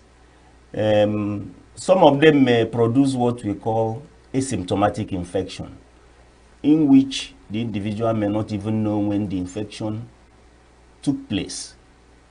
Hepatitis B virus tends to do that, especially in children. Hepatitis C virus also does that. Now, some of them may cause obvious signs of illness in the early phase. So it's a spectrum. Some of them may be asymptomatic, while others may cause, noticeable disease initially. But generally, what you have is, in the acute phases, the individual feels unwell, loss of appetite, malaise, there may be fever, and all these may eventuate in yellowness of the eyes, which we call jaundice. And in fact, it is the appearance of this jaundice that makes both the patient and even the healthcare worker to suspect that it may be hepatitis. Because the other symptoms may resemble flu, viral infection, or even malaria. But the appearance of jaundice is what actually indicates that you may be dealing with hepatitis. Some of them may also have abdominal pain, maybe vomiting, and for some, depending on the specific one that causes the infection, there may be joint pain and all that. But it is not possible on clinical grounds to say which of the viruses that is responsible, because the symptoms are similar. But if you want to determine which virus it is, then you have to do some tests. You have to do some blood tests, that will help you determine whether you are dealing with hepatitis A virus, hepatitis B, C, D, or even E. Okay, Professor, someone listening to you now will be thinking, oh, maybe I have someone that has complained of these symptoms. What would be your advice to such a person? What is the first thing you're supposed to do if you have someone, or you as a person are experiencing all these symptoms and you've probably taken medication for malaria and things like that, and symptoms are still persisting? what is the first thing they need to do to make sure that they, nip this infection in the bud? Yes. What they need to do is to go to the hospital or go to the clinic, as the case may be. If it's in the primary healthcare setting, if you go to the health center or to the clinic, so that those who are knowledgeable enough will be able to take history from you, perform physical examination, and then, if need be, conduct laboratory tests. This is very important because, as I said earlier, hepatitis B and hepatitis C viruses tend to cause long-lasting infection. And if undetected, they can remain in the body silently, continue to multiply, and in the end, the person will now come down with severe disease of the liver. And if the person presents at that time, treatment becomes more difficult, because at that time some significant damage has happened to the liver. So any opportunity one has to get himself tested is advice, yes. Okay, so we know HIV is gotten through the transmission of blood and sexual intercourse. Yes, body fluids as well. We know Ebola has to be airborne and all of that. Now, for hepatitis, how is it passed? And also, how can people reduce the risk of contracting it? Okay. Now, hepatitis A virus and hepatitis E virus are transmitted through what we call the fecal-oral route. So, if your water or food is contaminated by a feces that contains the virus, the person gets infected. And that can be prevented by, good water supply, hygiene, and of course, hepatitis A virus as a vaccine. Now, for B and C, and of course D, the transmission is parenteral. What does that really mean? Yes, what it means is that it is transmitted through blood and blood products. It's not through the mouth. So practices like unsafe injection, sharing needles and syringes, using body piercing instruments, tattooing and all that, one can get infected. But by far, the commonest route of transmission of hepatitis B in our environment is what we call mother-to-child transmission, which is vertical transmission. It is also transmitted horizontally, from one person to another, especially amongst children. And this type of transmission is very important because it has strong relationship with the cause of the infection. Now, infections that are acquired very early in life through mother to child or from one child to another, very early infections like that tend to become long-lasting. They tend to become chronic in up to 90% of cases, because at this time the child's immune system is not strong enough to clear the infection. On the other hand, infections that are acquired in adult life only become chronic in about 5% of cases. So the time the infection takes place is very important. Very critical. Yes, and that is why a lot of effort has gone into the campaign to prevent mother-to-child transmission of hepatitis B. Let's talk prevention of mother-to-child transmission. What exactly is the framework? Just give us an overview of the framework of this initiative to ensure that mothers do not transmit this infection to their children. Okay, as I said earlier, in most of Africa, Southeast Asia, and even parts of the Western Pacific, the transmission is essentially through this route of mother to child. And if you can break that transmission or prevent it, it means the pool of infections that we get onto chronic phase will be drastically reduced. And so many countries have tried to do this by childhood immunization, infant immunization, using the hepatitis B vaccine. Can hold that thought, Professor. So you're saying if a child contracts it from the mother, vaccination can clear it? No. What we are saying is, if you vaccinate the mother now, if you vaccinate the child at birth, okay, it is the chances of getting it to be very much reduced, because this infection is not usually transmitted while the baby is in the womb. Okay. Yes, the infection takes place during birth, during the process of birth, or more importantly, during early child, when during breastfeeding, when the mother and the child are very close. Okay, so that is the time when this infection takes place. Okay. So if you immunize very early, like on day one of, on the first day of birth, is it part of the battery of immunization? Yes. Because we know of BCG. It is. Okay. It is one of the immunizations that are given to at birth. Yes, BCG is given at birth. Hepatitis B vaccine, specifically now, should also be given at birth. So you said should also. Yes, within 24 hours. Now, you see, the guidelines have been evolving. Okay. There was a time it was said it should be given within the first week. Okay, but if you have high risk mothers, mothers who already have the infection, or who have the infection are high and are highly infectious, as some of the tests would show, then it must be given within 24 hours to be effective. In fact, as of today, the campaign is for first dose to be given within 24 hours.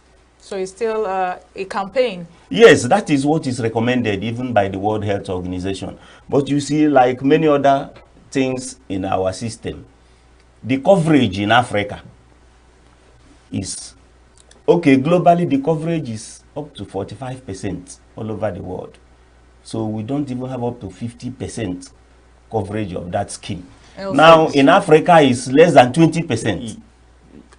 Leading to my question, sir, rather, Professor, with unlike HIV, the rest, Ebola, and the whole rest disease that we know, it is quite out there. People know about these things. A lot of people don't even know. Like half of the people who has hepatitis B, for example, don't even know that they have it because the symptoms are mild and not as the rest of them, the B, C, D, that are more dangerous. Yes. So how come we don't have much publicity about this? Saying that it affects something that is very important to the body, which is the liver. How come there is no much publicity about it? How much there is no much enlightenment to both people, both what's it called, schools about this? Well, I agree with you that the enlightenment hasn't been as intense as it should be.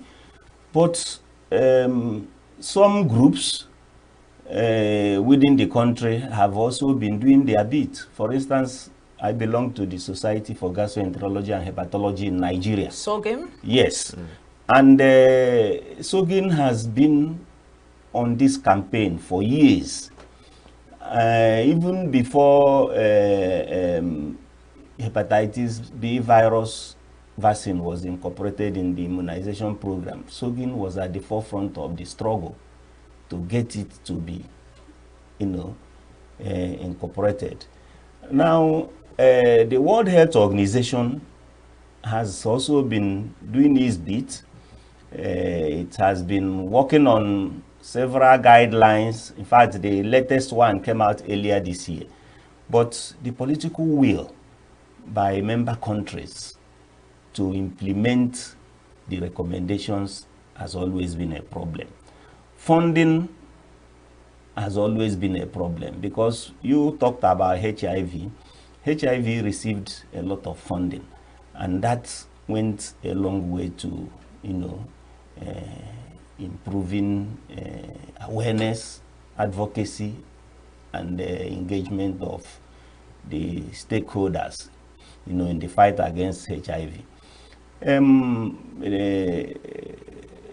The case with hepatitis, hepatitis is a little different, but people, as I said, Nigerian government has also done its bit, but I think they need to do more. Yeah, I was going to ask, would you say that what they have done so far is good is enough? Well, they have tried. In fairness to them, they set up a technical committee on hepatitis, using the professionals like us, people from the ministry and other stakeholders, and that committee has been working in collaboration with the World Health Organization, and I think we should commend that.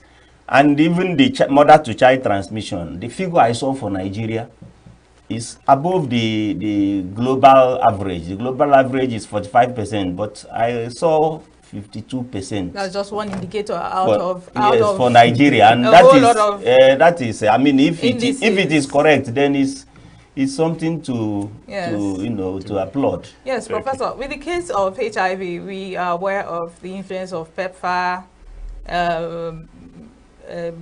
Was it Bill and Melinda Gates Foundation to the influx of all this foreign AIDS, yes. And that was why we had the outcome we had with HIV. But isn't it true that hepatitis is 3 times more effective than HIV? And if we're not getting those foreign AIDS and help, why are we not proactive, actively trying to see how we can get people involved, regardless of whether we get foreign AIDS or things like that? Yes.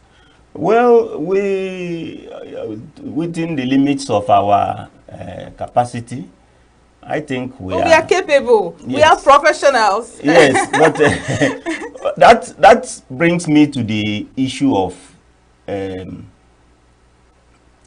the theme of the conference for this year.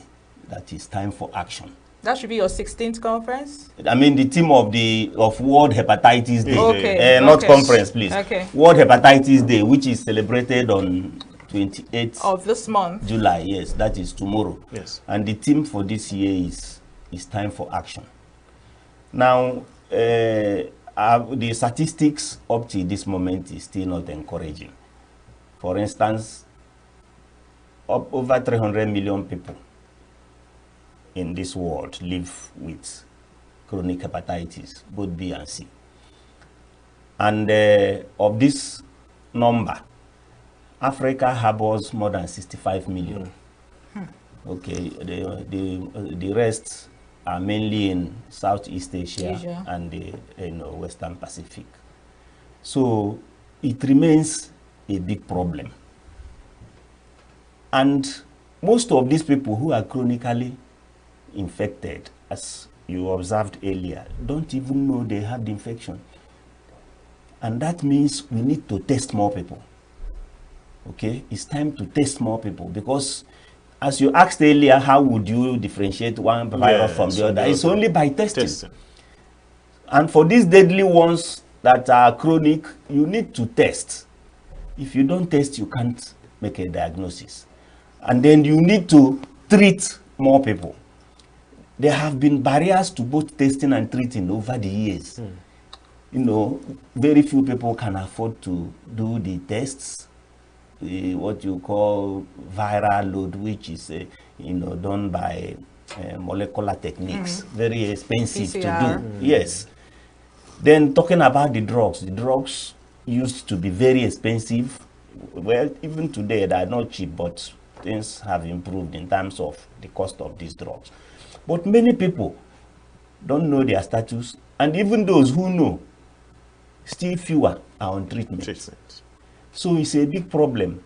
And in the latest guideline that WHO released, they tried to see how they can expand the criteria for treatment so that more people can get treatment. And then even diagnosis, they tried to make things simpler,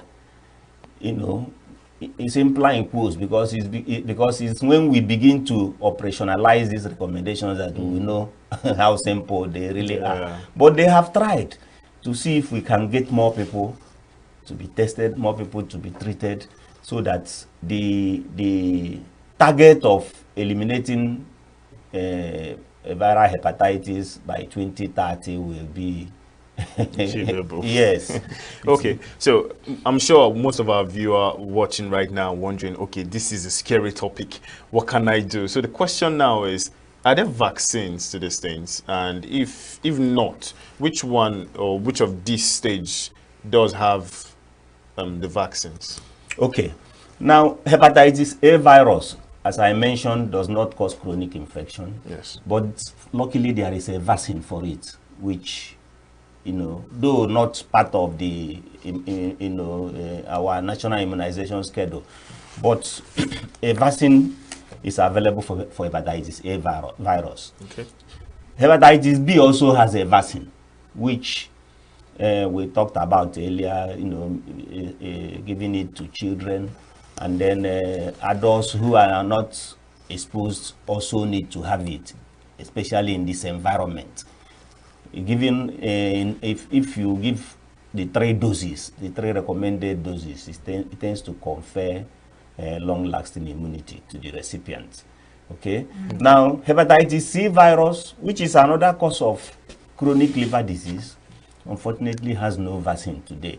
But the good thing about it is that it can be cured now. Hepatitis C virus, yes. So just C? Yes. Has it You been now have confirmed drugs. or is still on clinical No. trials? The people have been treated and cured of hepatitis C virus. Oh, good. We now have drugs, effective drugs for that. Okay. What we call direct acting antiretrovirals. They are quite good and they lead to cure.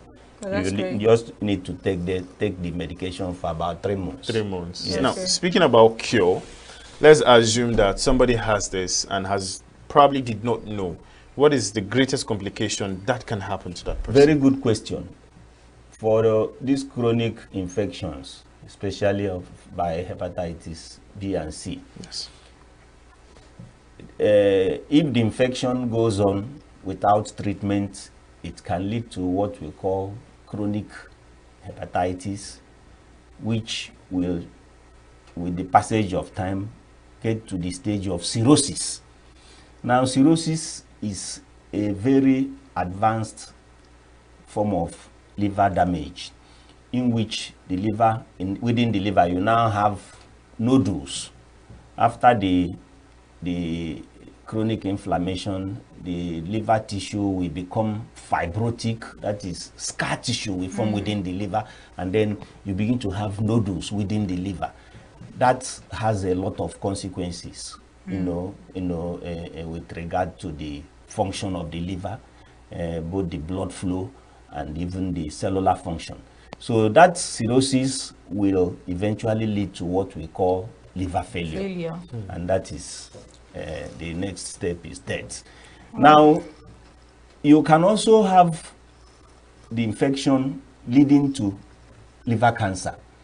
In fact, for hepatitis B virus, it may lead to liver cancer without going through the stage of cirrhosis. Direct precursor. Yes. Then for C, it usually goes through the stage of cirrhosis before it gives liver cancer. So both of them have that tendency to cause liver cancer. All right, just as a follow-up, you mentioned convalescents, if that is the right word, people who do not experience any symptoms of hepatitis is against people who do experience the symptoms. Now, those people who do not have the symptoms, is the prognosis still fatal? Are they still going to still experience all these stages of degradation of the liver, or they just live out their lives without even knowing that they were infected in the first place? Well, as I said, what determines whether it will become long-lasting for hepatitis B is the time of infection. Those who get infected very early in life are likely to get on to the chronic phase.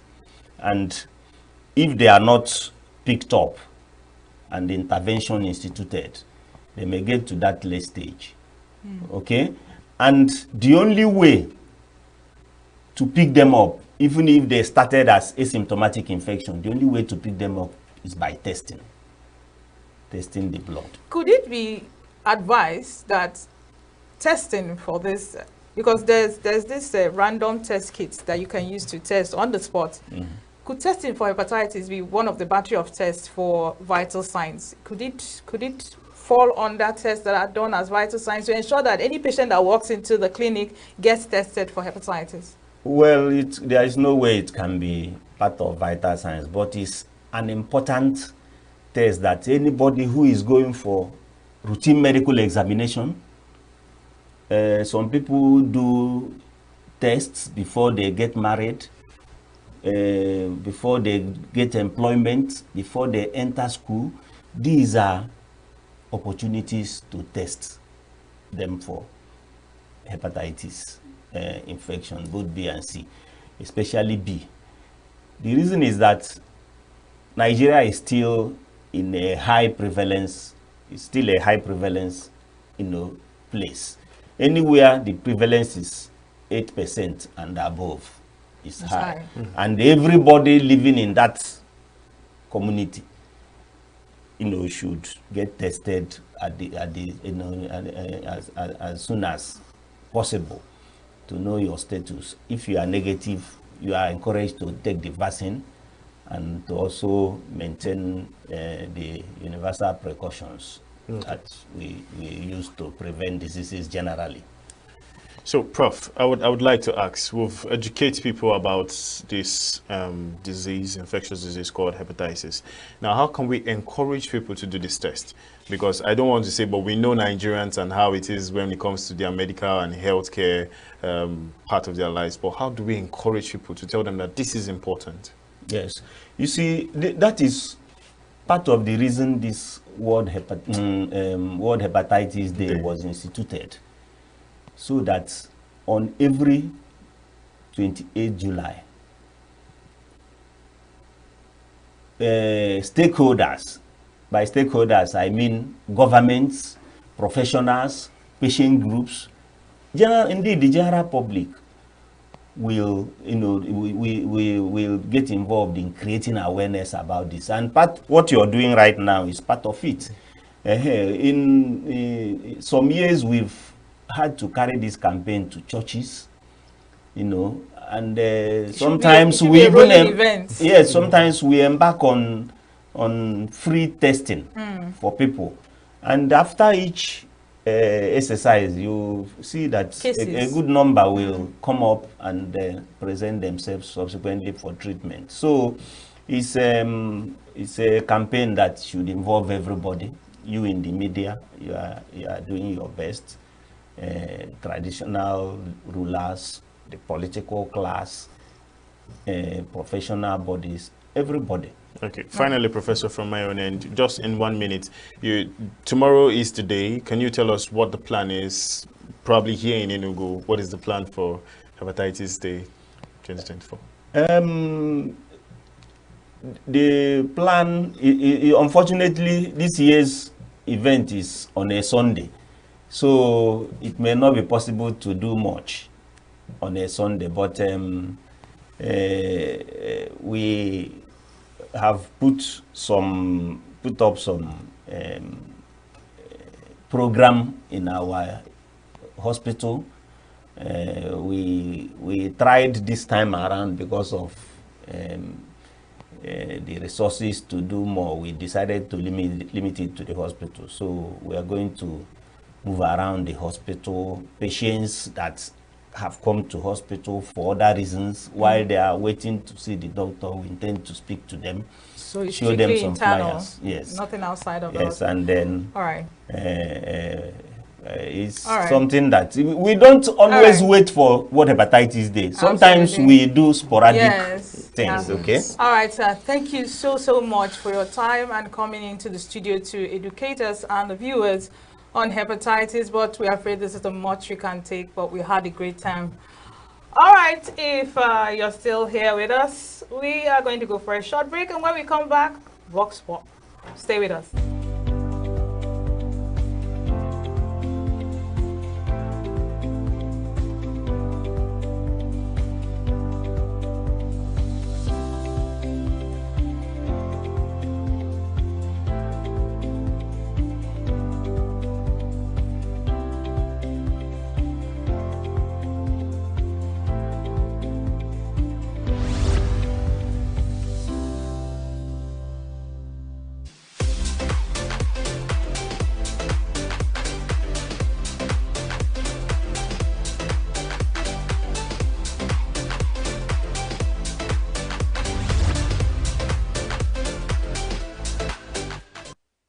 The relatives, they are usually torn on their flesh.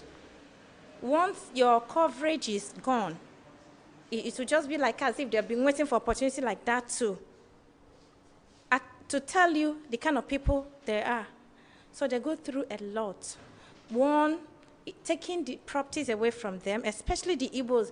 If you are not fortunate to have a male child, in quotes, you stand no chance of getting anything as you ought to, because it was your husband that worked for those things. Your relatives will just come out from nowhere, even though they've never showed face. But you begin to see that you have a lot of relatives hidden because they've seen opportunity. They would just like ants, they would just invest on you and take out all things that you ought to take as the wife of the man that just left. So they stand no chance of fighting for themselves. Unfortunately, in our society, widows are subjected to inhuman treatment. For instance, sometimes a man dies and the wife is accused of having a hand in the death, and some negative things are done. One of which includes, in some communities, they say we must bet you, we must bet the dead person, and you drink the water to prove that you don't have a hand in the death of the man. And this is a person, a woman who should be grieving for losing her husband, and she's been subjected to inhuman treatment. So the way we treat widows are just very bad. I'm speaking based on context I have seen. Sometimes widows are not treated properly when their husband dies. Sometimes they are subjected to some kind of measures and situations that are very difficult for them to handle, especially during the time of the bereavement. So I think they need more support from their husbands, people, from the community, and from the society in general. Their own family members, like from their siblings, need to rally around them. But in more precise way, I think the husband's people need to be by their side to help them process what has just happened, rather than sometimes, burdening them and loading them with even sometimes accusations as to having contributed to the death of the man, which has happened in some instances. I will address it in two arms. First off, widows should have rights in Nigeria. Why I say widows should have rights in Nigeria is, firstly, these are people that just lost their loved one, and the society sometimes, under the native law and custom of the Igbos especially, most times they don't even see the widow as somebody that should inherit the estates of the deceased. Why? It's because they feel, especially for the people that never gave birth to a male child, they will see them that they don't have the capacity to be administrators of their husband's estate. Uncles that are greedy will always feast on those things and take up the properties of this widow. Secondly, under Nigerian native law and custom, women generally are not even seen to be part of people that should inherit properties, even from their paternal side, talk more of their husband's side. But good enough that under the law, there is a Supreme Court decision that says, in the case of Okeja and Okeja, that a woman can actually inherit the properties of the father. Some are being treated rightly, why some are not. But if you talk about e-treatment, maybe you can be talking about in terms of properties. Let me talk in legal aspect of it, because we see a lot of cases like that in court whenever maybe a husband is dead and the family members are trying to take away the property, not minding that the disease has family, have children to take care of. And it's also through that property that these children can be taken care of. But some of them are being taken away their properties and all that, which is very bad. It's very, very bad. We have a lot of them in courts. So we try as much as we can to help them in any way we can. So there are some culture that's not fair to say. I won't say that I don't know some cultures that's not fair. And that aspect we need to come in and help. There are many of them, many of them.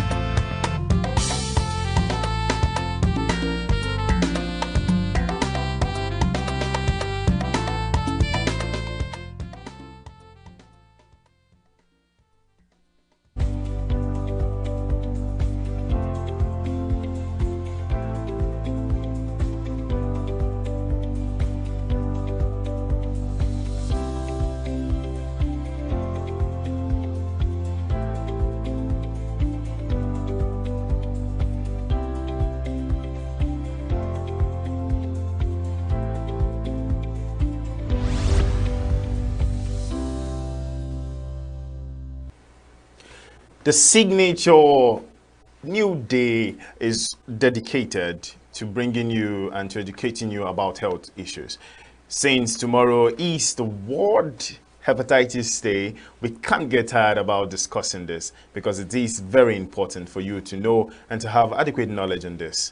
Now, to move further, we have another professor of gastroenterology who is going to be discussing and giving us much more insight on what we've started already.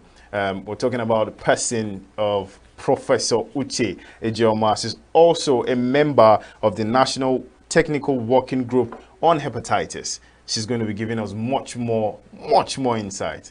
Welcome to the show, Ma. Welcome to the show. Thank you very much. You look amazing, I must say. Thank you. Thank you for the compliment. Yes, ma'am. So please tell us, tomorrow is the World Hepatitis Day. Can you give us your own insight and overview of what it entails? The World Health Organization, yes, in its, I think it's the 43rd Assembly, saw the huge global impact hepatitis had on the world. So they decided to develop or to assign a day to raising awareness, bringing countries together, bringing governments together, bringing all stakeholders together for us to talk about this very important disease, hepatitis. So July 28th was adopted because it is the birthday of the Nobel laureate. His name is B.S. Blumberg. He's an American. He was the person who discovered the hepatitis virus way back in 1965. He also went ahead to develop an easy tool for testing and identifying the hepatitis B virus. So in 1976, he won the Nobel Prize for Physiology and Medicine. And then the World Hepatitis Day, as we know it today, started in 2010. Before then, the World Hepatitis Day was being commemorated by different organizations on May 19th. But then this new date of July 28th brings together everybody.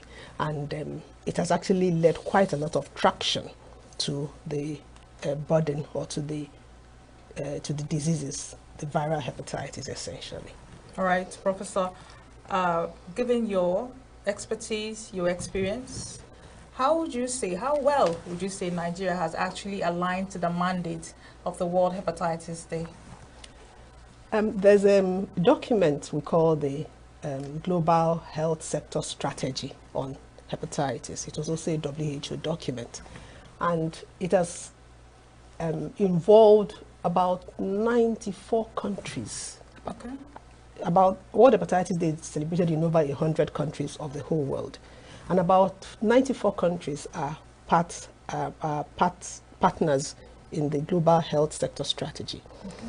Now, it has an elimination target. We want to eliminate chronic viral hepatitis. As you have heard, we have different viruses that can cause hepatitis. Alcohol is a major cause of hepatitis. Obesity and maybe diabetes can also give hepatitis. Prof, could you hold that thought? If alcohol, because I had this in mind when our guest was seated here, however, time wouldn't permit.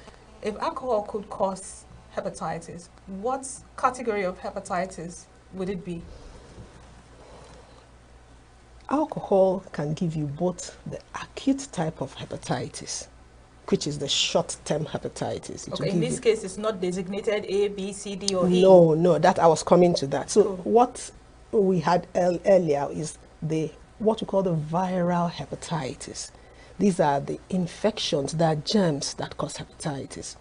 We have alcohol being a major cause of hepatitis, both the acute form and the chronic type. We have other toxins. The supplements people take contain some substances that can cause hepatitis. You and I, we live in the tropic and the subtropics. We have our grains, when they get contaminated by a mold, that mold will produce a substance that can cause hepatitis. That substance can also go ahead to even cause liver cancer, like we have, like we spoke the first time. We have some other forms of hepatitis that are inborn, what we call autoimmune. The body sees its liver as being foreign and then tries to eliminate it. So that's another form of hepatitis. So hepatitis, we have the infectious types, we have the other caused by other things. Then some people have some genetic predispositions. They deposit certain substances on their liver, not just the liver and other organs. Some people deposit copper. That copper we deposit on the liver can cause inflammation, which is inflammation of the liver, which is hepatitis. It can go ahead to cause other things. Some people deposit iron. In fact, it's been found that in certain communities, especially in north central Nigeria, where there are some cultural practices for new mothers, they use a specific iron pot. They have high levels of iron in their blood, and they've been found to have high levels of hepatitis caused by this thing. So there's a whole lot of things that cause hepatitis. But by far, in this part of the world, we have viral hepatitis causing a large amount of hepatitis. So the global strategies are aimed at reducing the levels of this chronic hepatitis so that we're actually looking at a hepatitis-free community. Okay. So back to the question, what have we done? The key statistics for the global strategies for elimination of viral hepatitis by 2030, it's quite a big aim that we have. We know there are going to be challenges. We want to reduce all new infections. All new infections. What's the strategy? By about 65%. Okay. We want to reduce death by 90%, sorry. We want to reduce deaths by 65%. So different countries are working at various levels, at various rates. In Nigeria, that was part of why the technical working group was set up. I think that's by the Federal Ministry of Health, and it's done quite some work. It has established the national national strategic policy. We have the national strategic plan. In 2016, we published the first national document, the guidelines for the control, prevention, and treatment of viral hepatitis in Nigeria. That document was updated and a revision was done to 2023. So what are the strategies? Okay. Their main aims. First of all, we must increase awareness. As high as 90% of people who have viral hepatitis B are completely unaware of their illness. I think that's a huge number. Yes. As high as 80% of people who have hepatitis C are unaware of the illness. Do they actually exhibit symptoms? That's the thing. Chronic hepatitis is asymptomatic. There are no symptoms in a large number of patients. Yet it also progresses to those consequences. By the time most people are coming, anytime someone comes to you with a complaint, oh, my legs are swelling, or I think my abdomen is swelling, we already have consequences. So what's the first strategy? We must improve awareness and testing. That's absolutely important. If you're not, and the aim is actually when you improve awareness, people who have the disease will know and then begin treatment. And our aim is to reduce the pool of persons who can transmit this disease. That's the first strategy, awareness. The second strategy is what we call linkage to care. You must identify these people, make confirmed diagnosis, give treatment, and of course, this is also trying to reduce the number of people who make up the transmissible pool for hepatitis B or C. Then the other strategy, which is a major strategy for us, especially in the developing countries, is prevention. We have included hepatitis into the national MPI, the National Program on Immunization in Nigeria. very importantly to us is the birth dose. What does that mean? The birth dose is that dose of hepatitis B vaccine that you give to a child within the first 24 hours of birth. Nigeria has a high, well, higher than the global percentage, 52, but Nigeria is not doing it exactly as it should be done. But to be very honest, I think it's a very good step in the right direction. What we do, because a lot of our births occur outside of the hospital setting, a number of us are in the urban areas. Don't look at those who are in the rural areas. Children are born there every day. Children are born in every part of every place. So our aim really is to give that birth dose the day of birth, the first 24 hours. But you and I know that it is not very easily achieved. Exactly. So I know what the government does, or what is that they'll get it within the first 2 weeks of life. We have frowned against that, but it is better than not giving the children anything, because that initial dose is very important before the child is released into the community, where grandmothers will come and pick the baby, neighbors. And if you understand our communal social society, which I think is very good, you cannot do anything about that. So the important thing is to give this child the birth dose. I'll come back to this later. No, but before you do come back to it, is the 2 weeks, is it effective? Tough question to answer, I must agree. The aim is to give it, because between the first dose and the second dose, you must have 4 weeks. There are certain reasons for that. So, can you please enlighten us? We may not have all the time to talk about all of that. Just a few, just highlights. Yes, highlights.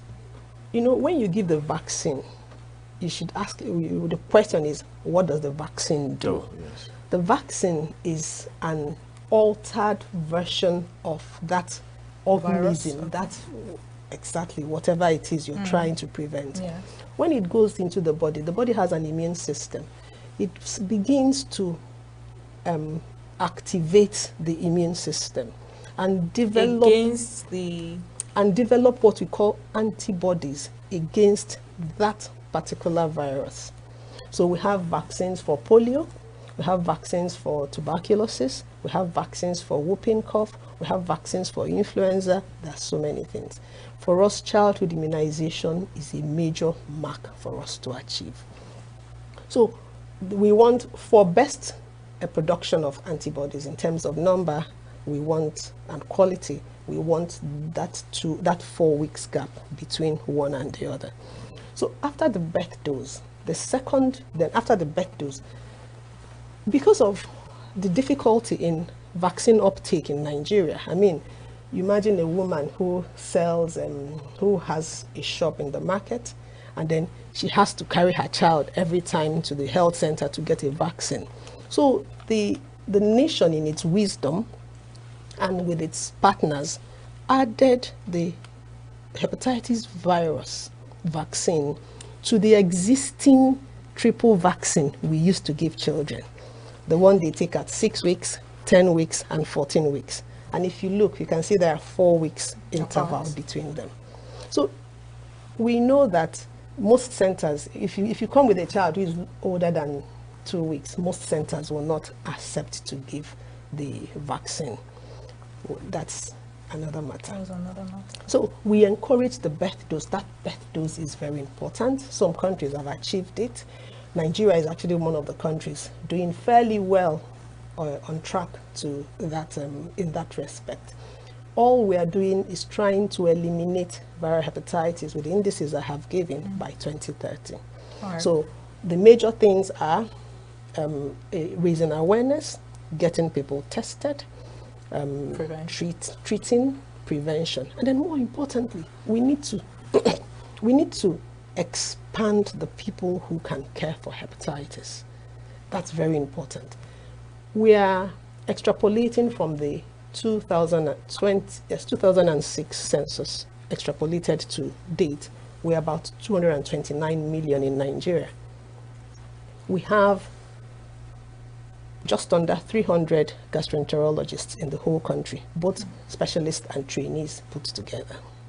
So you can see that there is no way our numbers can go anything near taking care of the numbers in Nigeria. If you look at our prevalence is the rate of the infection. Yes. For hepatitis B, we have 8.1. We have actually improved. We were at 13 points before. In 2013, the study done in the 6 geopolitical zones by this technical working group and the Federal Ministry of Health, we had 13.1%. There's a very popular study that is called the NICE study. It's a national AIDS impact and study survey. The NICE study published in 2019, our prevalence had dropped to 8.1.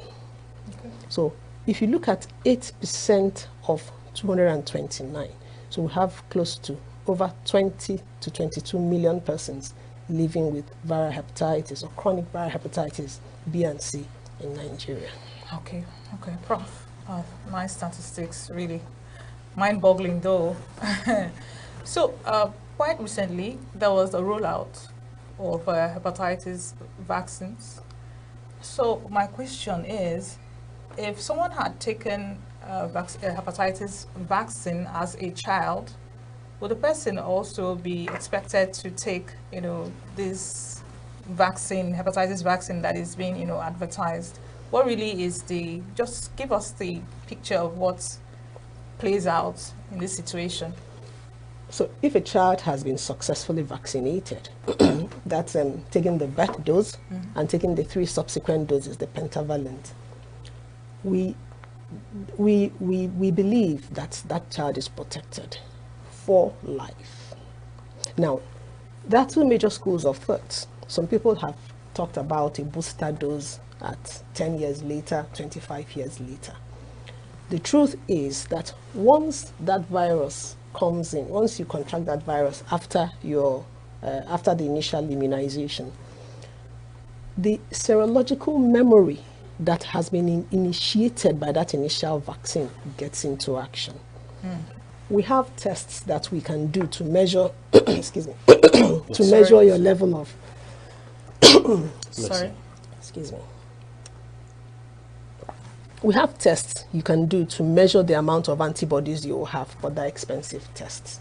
So yes, there are advocates for a booster dose at about 10 years or a booster dose at about 25 years. But whether you take the booster dose or you have not taken it, if you have completed your immunization, I think you're safe.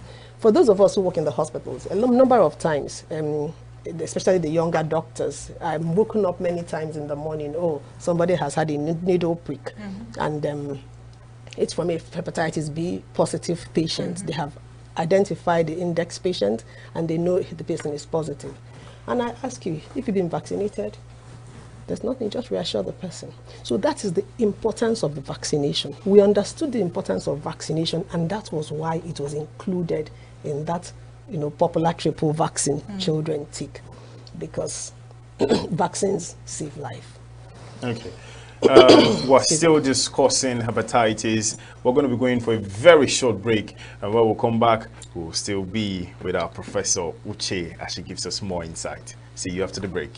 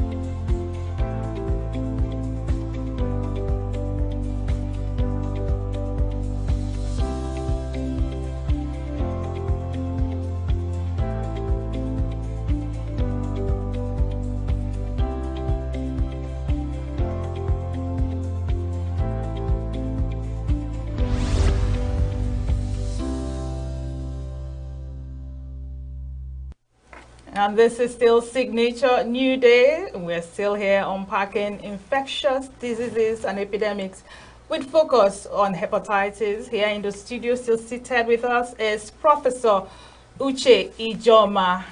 So first of all, we were discussing about tomorrow being World Hepatitis Day, and you being a member of the National Technical Working Group on Hepatitis. What are some of the activities, or if you can, all of the activities lined up to commemorate, tomorrow's event? The National Technical Working Group is a big group. For me, for World Hepatitis Day, we have smaller groups, and that's where we think we're more effective. We want to bring this closer to the grassroots. In the University of Nigeria Teaching Hospital, in collaboration with the Medical Students Association of UNN, the publicity and health campaign sector, and some NGOs, non-governmental organizations, we are organizing a campaign, a health education and screening campaign. We also have some farmer groups that we have contacted that are going to supply the screening kits free of charge. And we're hoping to screen up to 500 students, not just medical students. We're going to, the center is in the University of Nigeria ENUGU campus, because we had planned it for today actually. But because today there's the matriculation exercise for UNN, it's going to be exactly a week today on the 3rd of August. So we're also inviting the public. We will take as much as the kits we have can take. These exercises are not cheap, and we thank the farmer groups that have supported us over the years. So for this year, we're going to have an education and screening program at the University of Nigeria ENUGU campus. Starting time is 9 o'clock. That's the program we have for this period, including the media campaigns, because this is absolutely very important. The media will get to a larger number of people. Yes. Even they may not be physically present, but they will hear what we're talking about. Okay, so thank you very much, Professor. According to UNICEF, around 2019, it was estimated that about 25,000 babies have been birthed almost every day. Now, you've given us statistics about the number of people we have, number of trained staffs we have on ground. Are there programs in place to be able to train people in order to be able to combat hepatitis? Yes. We are trying to decentralize care. We want to decentralize care. We want to have care in places outside the hospital. But we have a challenge, especially in our communities. We are already training the TBAs, traditional birth attendants, to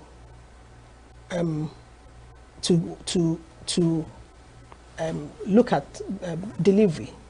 But the vaccines we have are cold chain vaccines.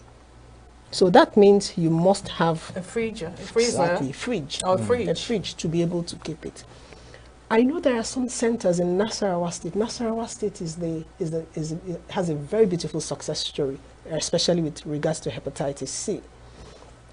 But then I know some NGOs move into the communities,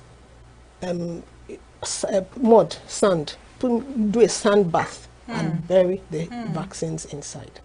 I know in OAUTHC, Bafemi Awolowo University Teaching Hospital, a group of doctors have come together. One of them, I did part of my subspecialty training in Ife.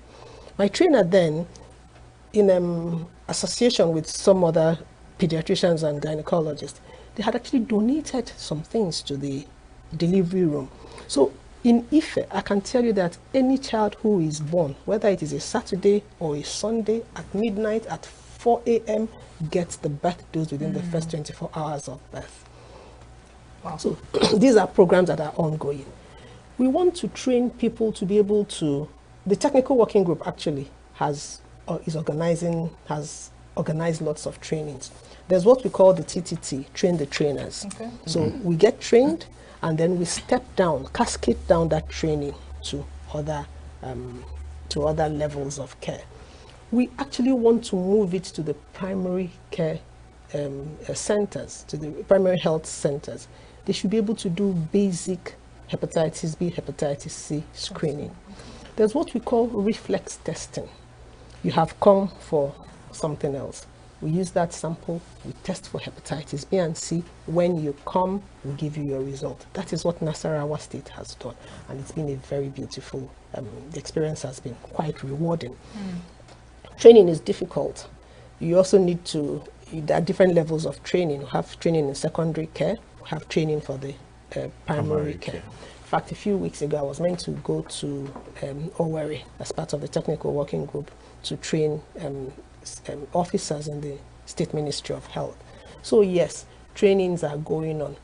But what I know the federal government, what we have discussed at the group, we want the various states to key in. So, you know, when the states key in, that's what we have seen with River State, with Nasarawa State, with Lagos State, Imo State now. I hope our ENUGU State will come on board. We're hopeful too. Ma'am, let's go to vaccine hesitancy and the issues around it. What are some of the challenges that you're experiencing yourself, your team, elsewhere in Nigeria, in rolling out these vaccines? Because it's one thing to roll it out, it's another thing for the people to accept it. Let's just hear your thoughts. In 2022, the federal government actually accepted to begin to develop vaccines in Nigeria. Outside of Gavi?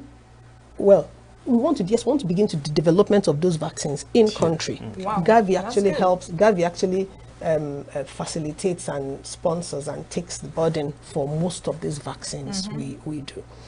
So the vaccine hesitancy, it's real. That's why we have vaccine uptake at things like 52% or less. The important thing is talking to the people, enlightening them, educating them on the importance. It is very easy to see. Before, in the 4 decades ago, we had lots of people with polio. I don't know how many children you have been born with, seen with polio, deformities from polio. That is the practical example I give most parents, especially mothers. So if this can happen, then we should let it happen for other diseases. It's easier for us for the childhood immunizations because it's been added to the vaccine they take at 6 months, 6 weeks, 10 weeks, and 14 weeks. So every mother who is bringing the child for that vaccine automatically gets the hepatitis B vaccine. But yes, vaccine hesitancy is a very real problem. And the basic thing is education, enlightenment, improving people's knowledge. I think we'll get by over time. So, as a member of the technical working group, what are under the Ministry of Health? What are the achievements that we can have from you? Oh, quite a lot. I talked about the development of the policy. First of all, you need policy. We can say as much as we do, as long as you do not have government backing you, you cannot do much. Do you have government backing? Yes, it is a Federal Ministry of Health function. So we needed to develop a policy. So the policy has been developed and revised. We have a strategic plan. The strategic plan says what we plan to do over, we have, I think it's 2023 to 2027. That's the one that is current now. And then we have developed a guideline. The guidelines are to guide or to encourage or to educate those who manage hepatitis B patients at all levels. Remember, you can have very severe complications. We are not encouraging non-specialists to manage any complicated case. You do a test and somebody is positive for hepatitis B and he has leg swelling. Please send to the specialist. Send to a specialist hospital. We have 2 specialist hospitals in ENUGU as it is now. We have, government specialist hospitals, a number of mission-run hospitals who have specialists. This has gone beyond the management or beyond the management of a non-specialist. So once you identify that someone has a complication, it is no longer room for management by somebody who is a non-specialist. So the guideline is to guide the specialists, because we are varied at various levels. Then we also want to bring the family physicians on board, the general practitioners on board. A lot of patients will get to them. So we want to train. I've actually been part of the training of the State Ministry of Health. That was in 2017 when they trained key professionals in the state. So yes, then the technical working group is also, we're also moving ahead to do collaborations. Advocacy is very important, and we need to bring on board major farmers, stakeholders, NGOs, patient groups. These patient groups are very important because when you have patient groups are people who have hepatitis B, who go into the community and talk with other patients. The technical working group is a very vast group. We have patients in the group, we have NGOs in the group, we have pharmaceutical companies in the group. So it's a very large and potent group. But all stakeholders, all of us are stakeholders to the improvement of hepatitis management in this country. Yes, Prof, thank you so much for that robust explanation. You have mentioned a couple of groups and associations, farmer groups, patient groups, NGOs. My question is, what about collaborations with other probably tertiary health institutions? Like we know UNTH is like a standard because it's a federal teaching hospital. What about collaborations with, let's say, state teaching hospital that also have enough patients? You know, what are the specific relationships and collaborations you have to ensure that there is a very good quality hepatitis patient care in these facilities? We have, as a gastroenterologist, we have an association in the country, the Society for Gastroenterology and Hepatology in Nigeria, SOGIN. We're just back from our national meeting in Jos. We have members in the state teaching hospitals. So it's that's the beauty of the guideline. SOGIN itself also has its guideline. The beauty of the guideline is that it guides all of us everywhere we are. So the technical group does not particularly need to go to individual physicians or individual gastroenterologists. That's why we have that document that guides everybody. And yes, last year, the World Hepatitis Day activity was in ENUGU State University Teaching Hospital, organized by the community public health physicians and the gastroenterologists. Yes, community medicine physicians and the gastroenterologist in there. So I'm completely aware of this fact. So what we do is that we move it around from center to center over the year. It is every year. So last year, I know ISUT had a very robust program with the farmer groups. This year, we're moving it to the students in the university. We have had programs in churches. We have had programs in villages. We have gone to Ogu. We have gone to various places for this program. But the theme for this year is time for action. Has it been that action has not been taken over the years? Yes. 2024 World Hepatitis Day theme, it is time for action. Yes. We want more collaborations. We want to increase the actions. We want to step further the actions we have been taking.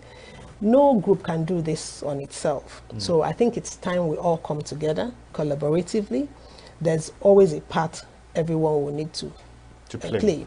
And the action is we need to do something differently from what we have been doing before. It's not that we have talked about hepatitis for a very long time. If you look at the first World Hepatitis Day on July 28, that was in 2010. Yes, that was in 2010. This is like 14 years down, and we're still moving at it. So we want to do things differently so that the statistics we have will begin to change. All right, Professor, there was something you mentioned in the beginning of your interview when you were talking about the causes, things that could cause, hepatitis. You mentioned alcohol. You mentioned something quite interesting. You said supplements.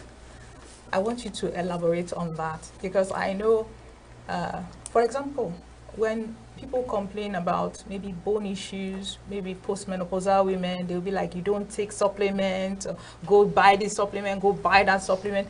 please honestly, educate us on you read my mind. On supplements and this it being a predisposing factor to hepatitis. And please, before you go, you said something. I wrote it down. You said there were ingredients in those supplements. So please educate us so that we can watch out for those ingredients. Some people say, "God, I beg." Okay, let me start from the particular example you used. As people grow old, especially women, we begin to develop osteoporosis from age, and then the years of menstruation. The menstruation stops, and then all that happens. This vitamin, they're called supplements. It means that they're meant to add to what dietary is available. They're not so, unfortunately, many of us take them as they're not drugs, they're not medicines. Sorry, we no longer use drugs really. They're not medicines. They are supplements. They are substances that the body needs in very small quantities. I see people taking 1,000 milligrams of vitamin C, 2,000 milligrams of vitamin C. Of course, the COVID era brought on that. But you see, vitamin C is what we need in about less than 100 milligrams. That's what the body requires daily, every day. That's the truth. But then vitamin C has so many uses, including cleaning your bowel. So we can use different doses to do different things. So yes, there are certain supplements, may not be all of them. There are certain supplements that contain some substances that are known to injure the kidneys and the liver. So please, when you take up any pack, you need to go through all that. There's what we call aristocolic acid. It's like I'm trying not to use very big jaw-breaking words. Does that have anything to do with aristocracy? Absolutely not. But that's what it's called. Okay. So there are certain substances in the supplements. So please, whenever you want to buy any, you need to turn the pack and look at what it is. It's just the same thing we tell young women, especially when they want to buy creams. So you must look at it to make sure it doesn't contain certain substances that are lightening and, of course, detrimental to the internal organs of the body. Okay. So can you just list maybe one or two of these ingredients, just to be because I want to be very careful when I go to the chemist to get drugs and watch. Okay, I know this. The known one, the ones that are very clear and known, is aristocolic acid.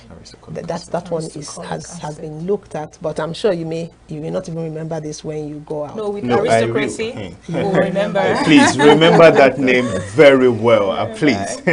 All right, Prof. Let me take you back to maternal health. The previous interview we had, we spoke extensively on giving the kids vaccination at a certain time after birth. What about the mothers? When we talk prevention of mother to child, what exactly are the activities or maybe drugs, treatments that you can give a known mother, a known case who is pregnant, to make sure that she doesn't transmit it, or to reduce the burden, of transmission to the child? Something you do before the child is born. Those are the challenges, I must admit. If a mother comes regularly to antenatal, we will be able to pick that. Unfortunately, most of our mothers come in as unbooked patients. So one, we encourage every woman to have at least one antenatal visit. In fact, to have her regular antenatal visits. It's not very easy, depending on accessibility to from where you live and a hospital. So every woman during pregnancy gets hepatitis B, hepatitis C, and HIV screening as a battery. So if this woman is found to be hepatitis B positive, we do further tests to decide if she's highly infective. There are tests you do to say, oh, this person is highly infective, we need to protect this child. Many of the patients, of a truth, may not have very high values, so you just monitor them and then manage the child when the child is born. So that's one thing. Antenatal care is mandatory, is a must. We also accept the drawbacks. If you find that a woman is positive at that time, there are certain drugs we need to give. This one is no longer within the limits of what non-professionals can do. This is usually treatment done by the gynecologists or the obstetricians, and a lot of times we get involved as specialist gastroenterologists. That's two. The hepatitis virus usually does not, the infection does not occur when the child is in the womb, usually. It occurs during that process of birth. That process of birth. So if the mother is highly infective, there are certain drugs we can give towards the end of pregnancy so that the viral load will reduce. The new WHO guideline, which was released in March 2024, has very new recommendations, because for women of childbearing age, the woman has the first baby, you start and stop, and then gets pregnant for the second baby, you start and stop. So we're actually advocating treating women of childbearing age who are positive, because we don't want to develop resistance to the drugs we have. So another issue on its own. we don't want to develop resistance to the drugs we have. So for us to begin and stop, stop, it's good trying to protect the baby, but it's not very good for the mother. So these are the newer recommendations we have in the new PMTCT documents for WHO. Okay. So then further answering your question, you say, well, what can we do? If the values are very high, there are certain injections we can give the baby at birth, but of course those injections are very expensive. But what we advocate is the birth dose, start the birth dose, and then complete the other 3 doses for the children. Once that baby is vaccinated at birth, can put the baby to the breast. There are absolutely no risks, yes. Okay. So now, how about drug availability? How are these drugs, how easily are they accessible by the public? Can I just walk into, go to the doctor, get prescribed, go to a chemist? Are they that easily accessible? The drugs for hepatitis, for hepatitis B, we have effective treatment. Cure is a bit difficult. Some people can actually spontaneously lose the virus, but we have effective treatments that will prevent complications and keep the viral load down. For hepatitis C, we have a cure.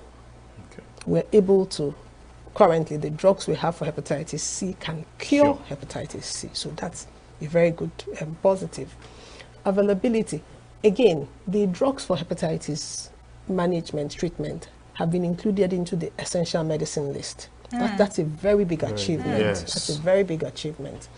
So that means that most major hospitals should have it in stock, and actually I think a good number of them do. The drugs are available. Costs are the costs may not be user-friendly. Exactly. Affordability may be a challenge, and that's part of, it was included in the essential medicine list. They're essential. We have a large pool of patients, and they are very useful. Affordability is a challenge, and that's part of why we're advocating universal health coverage for everybody. We need to have an insurance scheme, a health insurance scheme that works for every Nigerian. That's right, Professor. Just a follow-up to this, because we know of antimicrobial resistance when you come to antibiotics. Most of the drugs we have currently are being resisted by organisms. Do we have the same scenario play out with antivirus, especially the ones that has to do with hepatitis, or is there an impending probability that there could be resistance coming up somewhere with antiretrovirals? For the antibacterial organisms, yes, because we don't have a regulation in Nigeria, we have a lot of over-the-counter medications. You can walk into any place and buy any antibiotic you want, and that's part of what has fueled the resistance. For the drugs for hepatitis B, the drugs we were using 10, 20 years ago, the tablets we were using, we found that patients developed resistance to them. So we now had new agents, what we call mutated agents. They had changed their, the morphology exactly. So they are now mutations, and those mutants were very difficult to to treat. The first line drugs we now have high fidelity. That means that we have not recorded significant resistance with the antivirals we use for hepatitis B. And that is why we are pleading for people not to abuse them. That's also part of the reason why we have new recommendations and the PMTCT documents, guidelines. So most drugs have a propensity for resistance if you don't use it correctly. But what we call the first line drugs we use for hepatitis B, it's not yet documented. All right, Prof. I wish I could keep you here for longer. Permit me to say that you're a walking, talking encyclopedia when it comes to hepatitis. So thank you so much for that wonderful expose on hepatitis. And that is about much that we can take for this segment on hepatitis and all that has to do with it. Do stay with us. When we come back, Internet Watch. See you.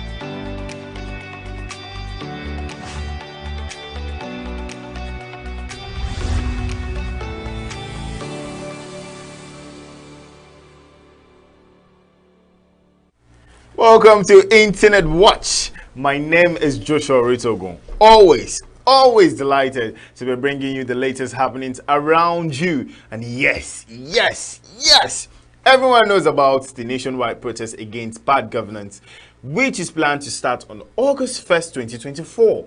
The protest is driven by widespread dissatisfaction with the government's handling of various issues, including economic hardships and perceived corruption. I can list a few that I've given on this show, but let's just go. The government has responded by announcing job vacancies and investment funds, possibly in an attempt to quell the unrest. In fact, NNPC came out yesterday to, give us some few instead.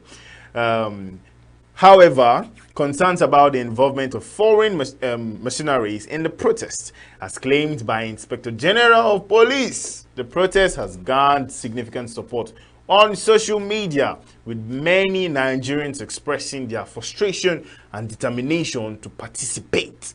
However, there are also voices of opposition, including some traditional rulers and government officials who are urging for calm and caution. Well, just to put it out there, it's not going to be violence. That's the plan. It's protest. Nobody's coming with the intention to come and fight, Nobody. I'll take you to the comment section right away. Offshore is saying, it's time to make our voices heard and push for positive change. Hashtag bad government in Nigeria. Hashtag bad governance. Ooh. Next on the comment, I have Sam Clef. No need. For Nigeria to work, them go need press reset button. Since them born Nigeria in 1960, now crawl Nigeria they crawl. What if Nigeria was created never to work unless what? My guy left you in suspense. Not me though. Inzi is saying, the end of Agbo came to talk as if Nigerian youth will listen to him and stop to protest. Hey, Lamo. Some of these traditional rulers overrate their importance. They often forget that their relevance ends in their environs. Ooh. That was straight bullet. But of course, our traditional rulers are people we respect so much. Food Lom of Jos. I need to follow this person up. It seems like this person and I have the same interest in food. This government is just funny. You know the right thing to do, but refuse to do it. When people get agitated, you use the religious and political cards and also try to fix things in a rush. I don't even pity their supporters. Hashtag end bad governance. I'm just imagining the shout of this person. Pemi is saying, protest hasn't started, but the number of officials posting about destruction is just They are definitely sending Agberos to wreak havoc. Shea NSAS was on for a while before they were sent to disrupt the peaceful protest. This time, they might show up from day one. Well, we're praying that they don't come and disrupt anything that we're doing. Simplicity is saying, can federal government stop talking about this protest? It's becoming childish. People have the right to protest and allow the law enforcement agencies to do their job in case of any eventualities. And lastly, on the comment section, I have Alaji. Alaji is saying the only people who are against the planned protest are those feeding from politics or the government. It's a big one. It's a big one. I'm going to be leaving the protest discussion out because this is all I can say. I can only give you the comments of people, and I can only tell you what is happening currently on the internet. And of course, I can't leave today without talking about the Olympics 2024. Beautiful performance from Celine Dion. Oof, goosebumps fooled all my body. After her first performance in 1996 in Atlanta, she performed the same song, Haine à l'amour, which means him to love in English though. So in Paris, 28 years ago, she sang this song in Atlanta, and she did it again yesterday. Oh, goosebumps all over. You need to watch it. It was so beautiful. And coming from Celine Dion, having to recover from what she had suffered, it was really, really, really amazing. Much comments came from fans and loved ones, and of course, the comment section was buzzing. But I'm going to take a few, just a few, because of time. So, comment section right away. Her voice is from heaven. If you listen to Celine Dion's voice, you cannot testify to this. Next in the comment, I have John is saying that it was a beautiful performance from Celine Dion on the Olympics. I have next, tears and goosebumps, a magic moment for you and for us. Thank you for that wonderful performance. We're so happy to see you back, Celine. Canada loves you. Well, let me add, Nigeria loves you. Next in the comment section, I have, you opened my Olympics in 1996. I was there every step of the way, including when they broke around at the Olympics. When I finally got inside during the Olympics, power of the dream was blaring. I will never forget that moment. You are an inspiration to everyone. I am glad you had this moment in time. Honestly, it was a beautiful moment. Congratulations. That was truly one of the greatest live performances of all time. So thrilled to see you back where you belong. Well, we are so happy for Celine Dion. It was really an amazing one. And of course, you can watch this on our YouTube channel. You see the performance. It was beautiful. It was beautiful. Trust me, I almost cried. But as a man, I chest down. And that's all I have for you today on the Internet Watch. Of course, there are many gists, there are many happenings, but because of time, I just try to bring you the sweetest, the juiciest. I hope you've liked, shared, and subscribed to this YouTube channel. My name still remains Joshua Ritogun, and yes, it's the weekend, so remain jiggy.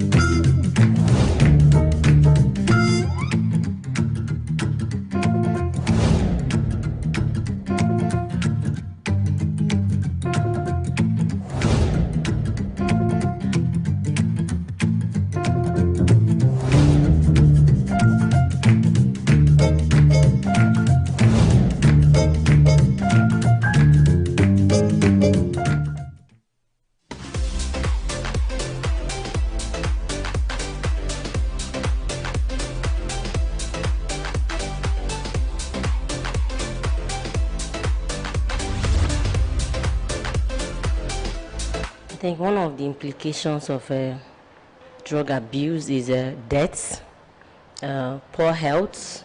In terms of this drug abuse, it's really affecting the youth. I had a program that we are talking on this issue, and somebody just mentioned in the next 10 to 20 years, fertility problem will be on the increase because of this drug abuse that our youths are embarking on. And it's somebody that is bringing them in. Somebody is promoting the cells or encouraging them. Before you know it, another one will come, another one will come. It's somebody that is in top that is bringing it. Because I don't understand how people that are in communities, villages, they don't have access of importing all those things in. It's people that have money that is bringing them. If government really want to tackle it, they should start from the up so that it can come down. One of the major risks of having fake drugs in our communities, health challenges, health risk. For anybody that takes fake drugs, obviously, what you're meant to treat, you're just worsening it, or it will always get worse than you imagined. And I would say part of the reason, almost why people embark on selling fake drugs or even acquiring it, is, well, I say, is lack of knowledge and then poverty. We're always used to, or we tend to tilt towards the cheaper article.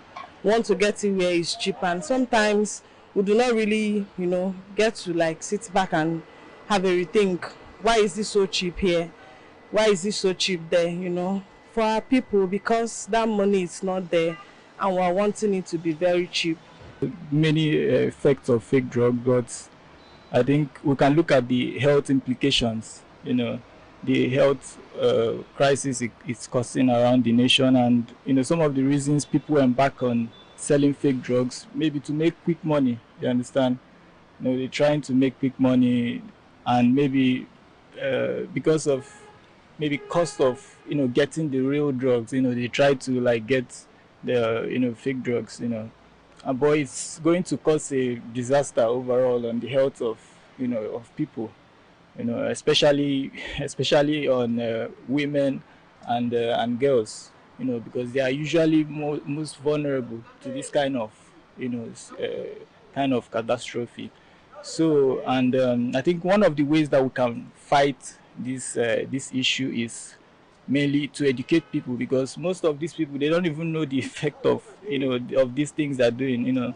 They don't know that this is going to hurt us, generally, because when you get those fake drugs out there, people don't know which one is real. People don't know what is original, and everybody's just, going out there buying all these things. But, it's just going to generally cause, a problem for us.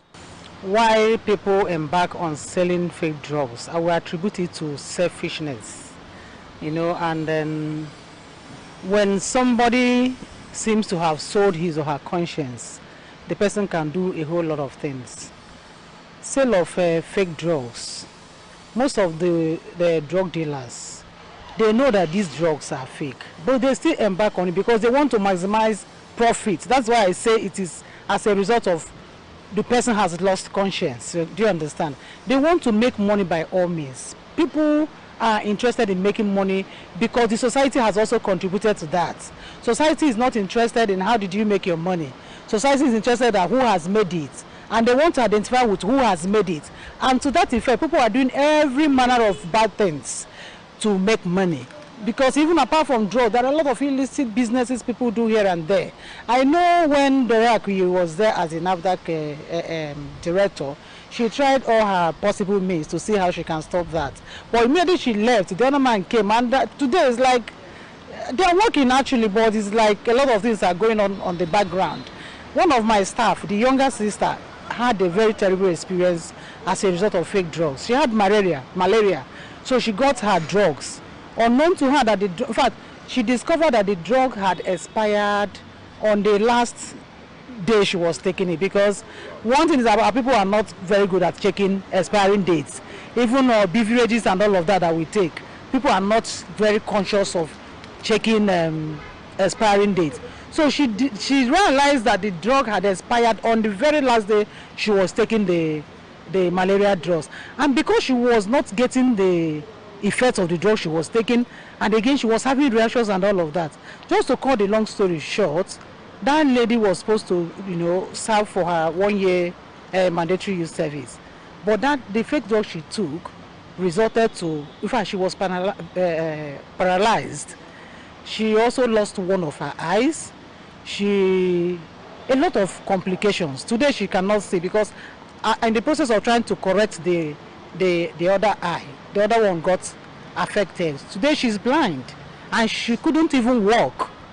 It's not something anybody wants to actually have to encounter with, because it will kill actually, and then it has actually rendered some people impotent, and then it has actually made some people even increase their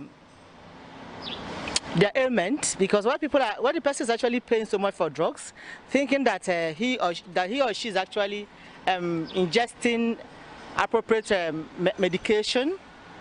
He or she wouldn't know that they're actually taking something that is not actually adding value to their health, and then it's sort of by then some people could die, which we have had, and some people could actually develop some more further complications.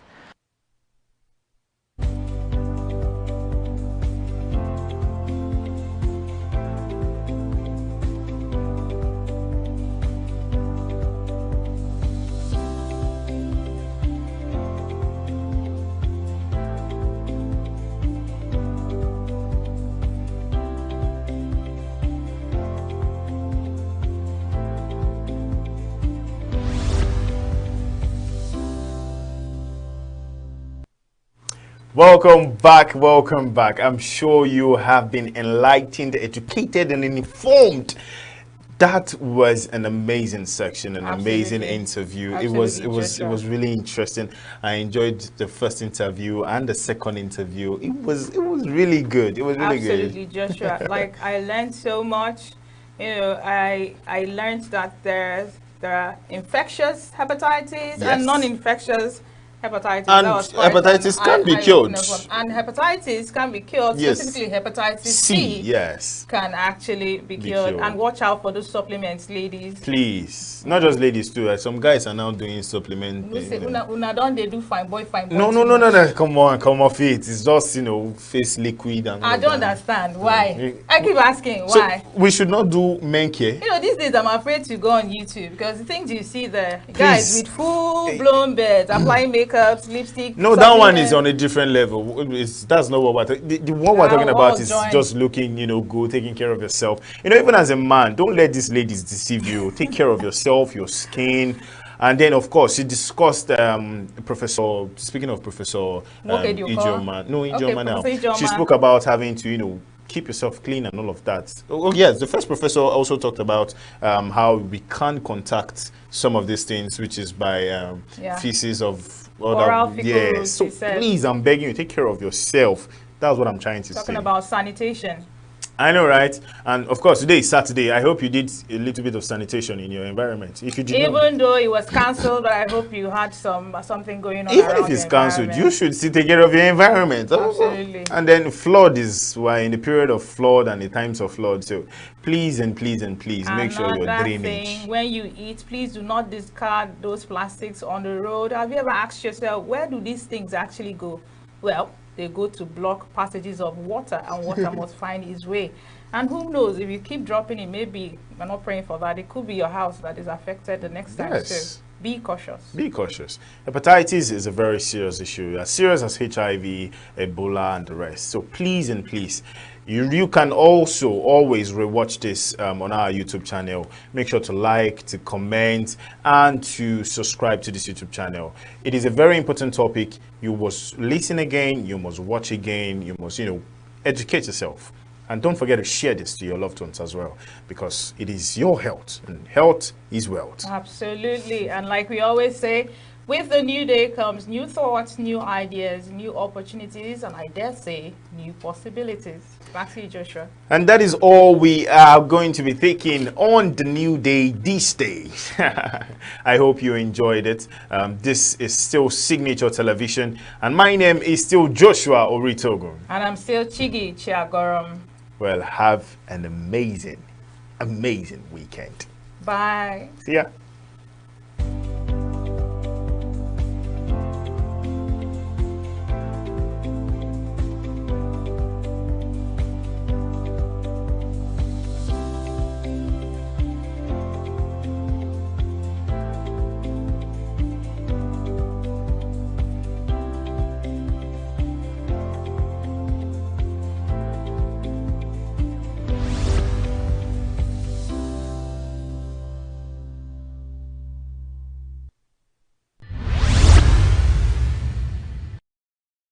The thing about exchange rate determination has very much to do with how much you produce in your country, how much you export, how much need of foreign exchange you have, which is about how much you import. So one, how much do we produce? Our production level in Nigeria is very low. Two, how much do you export, which is the foreign exchange earning? We export very little, and we have a monolithic economy. We export only the oil. And when we say our dependence is on oil,